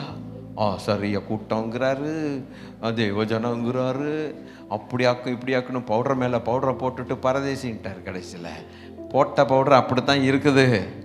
ஆனால் அந்த பவுடரோடு நம்ம பரலோகத்துக்கு நம்ம ராஜா வரும்போது நம்ம மேலே போகணும். அல்லேலூயா. இந்த விளக்கம் நமக்கு இன்னைக்கு கர்த்தர் சொல்ல ஒரு அனுமதி கொடுத்தார். எந்த அளவுக்கு உங்களுக்கு புரிஞ்சதுன்னு எனக்கு தெரியலை. ஆனால் அவர்கள் காலனியாக வாழுவார்கள். இஸ்ரவேல் ஜனத்தை பொறுத்த மட்டும் பீலேயாம் அவன் சபிக்க எவ்வளோ ட்ரை பண்ணா. இவர்கள் எப்படி வாழ்கிறாங்கன்னா, அவங்கெல்லாம் ஒருமித்து கூட்டம் கூட்டமாக வாழ்கிறாங்க, கோத்திரம் கோத்திரமாக வாழ்கிறாங்க. அவர்கள் அந்நியர்களோடு கலக்க மாட்டார்கள். அந்நியர்களும் இவங்களை சேர்த்துக்க மாட்டாங்க. என்ன ஆவிக்குரிய அர்த்தம்? இந்த உலகம் நம்மளை சேர்த்துக்காது. நம்ம மூஞ்ச பார்த்தோன்னே கண்டுபிடிச்சிடறான். இவன் வேற்று கிரகத்தான், இவன் அந்நியன், இவன் கிறிஸ்தவன், இவன் அல்லேலூயா, இவன் சாமியார், பரலோக சாமியார் கூட்டம், அப்படி இப்படி நம்ம மூஞ்சில எழுதி பவுடர் போட்டார்ல, அதனால அந்த பவுடர் தெரியுது வெளியில. தேவாதி தேவன் நம்மை அங்கங்கே சிதறி போனவர்களாய் இந்த பூமியில் இப்போ வச்சிருக்கிறார். கொஞ்சம் அதை யோசித்தீங்களா? வாழ்க்கையில் அதை யோசித்திருக்க மாட்டோம். இங்கே பொந்து கலாத்தியான்னா அவன் அங்கே அன்னைக்கு சிதறி இருந்தான் போலன்னு நினைக்கிறோம். இன்னைக்கு நம்ம அந்த பெட்டை இந்த பெட்டையிலன்னு சிதறி தான் இருக்கிறோம். பரலோகத்தில் ஒரே இடத்துல இருக்கிறது போல இல்லையே. ஆனால் அந்த உலகத்துக்கு அதிபதி ஒருவர் நம் உள்ளத்தில் வாழுகிறார். அதனால தான் சிட்டிசன்ஷிப் அங்கே, குடியிருக்கிறதோ இங்கே. என்ன சொல்லுங்க? குடி உரிமை வேற தேசத்தில், குடியிருக்கிறது இங்கே. ப்ரொடெக்ஷன் லாஸ் தான் நமக்கு இருக்குது ஒழிய லேண்டை உரிமை பண்ணுறதுக்கு இல்லை. ஹல்லேலூயா. ஆமென். ரட்சிக்கப்பட்டவர்களுக்கும் படாதவர்களுக்கும் ஒரு வித்தியாசத்தை சொல்லி நான் முடிக்கிறேன். அப்படின்னா பாஸ்டர், இந்த உலகத்தில் நம்ம சொந்த வீடே கட்டக்கூடாதா? யார் சொன்னால் கட்டக்கூடாதுன்னு? கட்டுவோம். கட்டினாலும் நம்ம கையோடு அது வர்றதில்லை, நல்லா தெரியும், நம்ம எல்லாருக்கும் தெரியும். ஆனால் மனுஷர் கை வேலை இல்லாமல் கட்டப்பட்ட வீடு பரலோகத்தில் இருக்குது, கேரண்டி. எதனால இயேசு நமக்கு அந்த அந்த இடத்துல வீடுகளை தர்றார்? அந்த பரலோகத்துக்கு சொந்தங்கிறதுனால we get the right, civic rights. இது கொஞ்சம் கஷ்டம்தான் புரிகிறதுக்கு. சிவிக் ரைட்ஸ்னா பூமியை சொந்தம் கொண்டாடுகிற உரிமைன்னு அர்த்தம். இன்னைக்கு பரலோகத்தை சொந்தம் கொண்டாட உரிமை நம்ம எல்லாருக்கும் உண்டு. பரலோகம் தான் என் பேச்சு, பரிசுத்தம் தான் என் மூச்சுன்னு ஃபாதர் பாடினாலும், ஆசாபுங்கிற ஒரு சங்கீதக்காரன் ஏற்கனவே பாடிட்டு போயிட்டான், பரலோகத்தில் உண்மை இல்லாமல் எனக்கு யாருண்டு, பூலோகத்தில் உண்மை தவிர வேற விருப்பம் இல்லை. அவன் சிட்டிசன்ஷிப்பை பற்றி பாடுறான். பவுலடிகள் என்ன சொல்லுகிறார்? கிறிஸ்துவோடு கூட இருப்பது எனக்கு ஆசைங்கிறார். ஆனால் உங்களோடு கூட இருந்தால் உங்களுக்கு லாபம் என்று சொல்லுகிறார். உங்களுக்கு உபதேசம் பண்ணலாம், ஆனால் கிறிஸ்துவோடு கூட நான் இருந்தால் எனக்கு லாபம். ஏன் அதை சொல்றான்? வாயை திறந்தா பேதுருவுக்கு சிட்டிசன்ஷிப் தான் வருது, பல இடங்களில் வருது. நான் நெக்ஸ்ட் சர்வீஸ்ல உங்களுக்கு அதை எக்ஸ்பிளைன் பண்றேன்.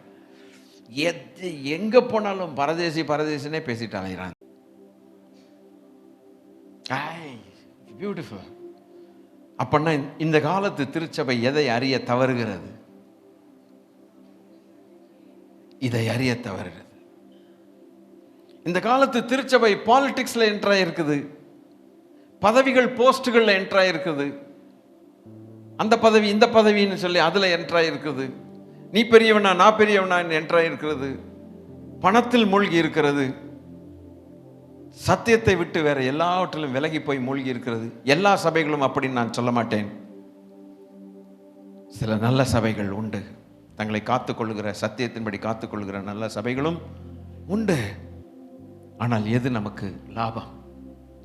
தேவனுடைய வார்த்தையை கேட்டு, சத்தியத்தை கேட்டு, ஆயத்தமாகி நம்முடைய குடியிருப்பு எங்க இருக்கிறது என்பதை சரியாய் புரிந்து கொண்டு வாழ வேண்டிய ஒரு வாழ்க்கை தான் நமக்கு லாபம். Can you agree with me? Do you really agree with me? அதில் வாலிபனாக இருந்தாலும் வயோதிபர்களாக இருந்தாலும் இதுதான் சட்டம். இத்தனை பேர் குடும்பத்தில் இருக்கும், ஒரே ஒருத்தன் மாத்திரம் கைவிடப்பட்டவனாய் போய்விட்டால் என்ன லாபம்? மனசு பொறுக்குமா? யோசித்து பாருங்க. ஒரு குடும்பத்தில் 6 பேர் இருக்காங்க, 4 பேருக்கு குடியுரிமை பரலோகத்தில் இருக்குது, 2 பேருக்கு குடியுரிமை இல்லை. அவன் என்ன நடக்கும்? அவன் எங்கள் வீடு கட்டியிருந்தால் இந்த வீடை விட்டுறணும். பரலோகத்தில் வீடு இருக்குமானா பரலோகத்துலேயும் வீடு கிடையாது. கடைசியில் நரகம் என்கிற அக்கினியை வீட்டில் போய் அவன் விரும்பாத வீட்டில் சதாகாலங்களில் அவன் வாழணும். Are you listening? Are you with me? ஹல்லேலூயா. இந்த உலகத்தில் வீடு கட்டினாலும் அது போயிடும், விட்டுட்டு போகணும்.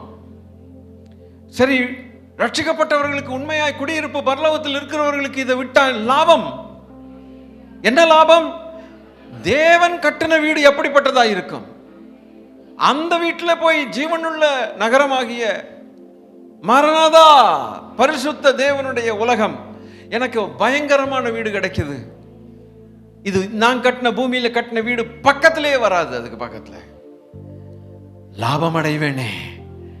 ஆனா ஒரு மனுஷன் உலகம் முழுவதும் ஆதாயப்படுத்தி கொண்டாலும் தன்னுடைய ஜீவனை நஷ்டப்படுத்தினாலும் அவனுக்கு என்ன லாபம்? பூமியில கட்டின வீடும் கிடைக்காது, பரலோகத்தில் தேவன் கட்டுகிற வீடும் கிடைக்காது. கடைசியில சாத்தானுக்கு கட்டப்பட்டதான நரகமாகிய எரிகிற அக்கினியில கொண்டு போய் அவனை தள்ளும் பொழுது அவனுக்கு என்ன லாபம்?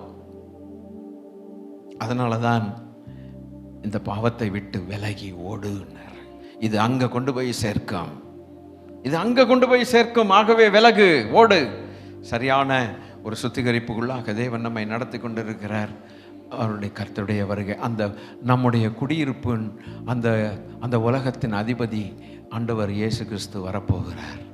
அவர் வரப்போகும் பொழுது பலியினால் என்னோட உடன்படிக்கை பண்ணின பரிசுத்தவான்களை கூட்டுங்கள் என்று சொல்லுவார். மிகுந்த ஜாக்கிரதையோடு வாழும். ஒரு சின்ன ஒரு ஜெபம், அர்ப்பணிப்பும் ஜெபம். எல்லாரும் அல்லேலூயா, ஒரு நிமிஷம் கூட ஆகாது. நீங்கள் அர்ப்பணித்து ஜெபிக்கணும். நான் ஜெபிக்கிறது இல்லை, நான் உங்களுக்காக ஜெபிக்கிறது வேற விஷயம். நீங்களே ஜெபிக்கணும் ஆண்டவர்கிட்ட. இப்போ ஹல்லேலூயா, கண்களை மூடிக்கொண்டு வாய்களை திறந்து நீங்களே எல்லா வாலிப செல்வங்கள் சூப்பராக ஜெபிங்க. வாலிப பிள்ளைங்கள்லாம் நல்ல பைபிள் எடுத்து வாசிங்க. இனிமே தயவுசெய்து அந்த பைபிள் வாசிக்காமல் இருக்காதீங்க. ஐயோ பெரிய தப்பு பண்ணுறீங்க. கர்த்தருக்கு ஸ்தோத்திரம். நல்ல ஜெபிங்க. கர்த்தருக்கு ஸ்தோத்திரம். ஹல்லேலூயா. எல்லாரும் முன்னேறுவோமாக, ரெடியாவோமாக, ஆயத்தமாவோமாக. எவ்வளவு காலம் இங்கே நமக்குன்னு தெரியாது. நம்முடைய பரலோக ராஜாவின் வருகை மிகவும் சமீபம். ஹல்லேலூயா. அவர் இந்த உலகத்தில் நம்மை நிரந்தரமாய் வைக்கவில்லை. இங்கே இரு இதுன்னு சொல்லலை. Temporary foreigners living in a different land. ஹல்லேலூயா. அல்ல, வேற்று உலகத்தார்கள், ஆனால் இங்கே வாழுகிறோம். நம்முடைய குடியுரிமை அங்கதான், இங்க கிடையாது. அப்ப இதை நாம் கிளைம் பண்றதுக்கு ஒண்ணு இல்லை. ஆனால் தேவன் நம்மை பாதுகாக்கிறார். இந்த உலகத்தில் நாம் வாழ்ந்தாலும் தேவன் நம்மை பாதுகாத்து கொண்டிருக்கிறார். முடிவிலே நீர் என்னை மகிமையிலே சேர்த்துக் கொள்வீர் என்று ஆசாபு சொன்னார். எவ்வளவு அழகாய் பரிசுத்தவான்கள் இந்த ரகசியங்களை தெரிந்து வைத்திருந்தார்கள் என்று பாருங்கள். எனக்கு ஆலோசனை தந்து முடிவிலே நீர் என்னை மகிமையிலே சேர்த்துக் கொள்வீர், எனக்கோ உம்மை அண்டிக் கொண்டிருப்பதே நலம் என்று சொன்னான். இந்த வார்த்தை தான் இன்று நாம் சொல்ல வேண்டும். ஜெபிக்கிறீங்களா? ஒரு அர்ப்பணிச்சு ஜெபிக்கிறீங்களா? கர்த்தாவே ஸ்தோத்திரம், ஸ்தோத்திரத்தோடு ஒரு ஜெபம், ஸ்தோத்திரத்தோடு விண்ணப்பம். தகப்பனே, இப்படிப்பட்ட ஒரு வார்த்தையை எங்களுக்கு இந்த நாளில் தந்திருக்கிறதுக்காய் நன்றி, நன்றி, நன்றி, நன்றி. இதுவரைக்கும் வாழ்க்கை எப்படி போச்சோ தெரியல, ஆனால் இன்னைக்கு கரெக்டாக கர்த்தர் சொல்லிட்டீங்க. இதுதான், இதுதான், இதுதான், இதுதான் என்று சொல்லி கொடுத்துட்டீங்க. சிதறி இருக்கிறவர்களுக்கு எழுதுகிறேன் என்று சொன்னான். இன்று சிதறி இருக்கிறோம் ஆண்டவரே, ஒரு நாள் கூடுவோம் ஆண்டவரே உடைய சமூகத்தில். அப்பொழுது நாங்கள் போடுகிற இரைச்சல் பெருவெள்ளத்து இரைச்சலை போல இருக்கும். ஆண்டவரை துதிக்கிற துதி பயங்கரமாக இருக்கும். இப்போவுமே இவ்வளவு பேரும் சேர்ந்து கம்பீரமாய் துதிச்சால் அது வேற மாதிரி இருக்குது.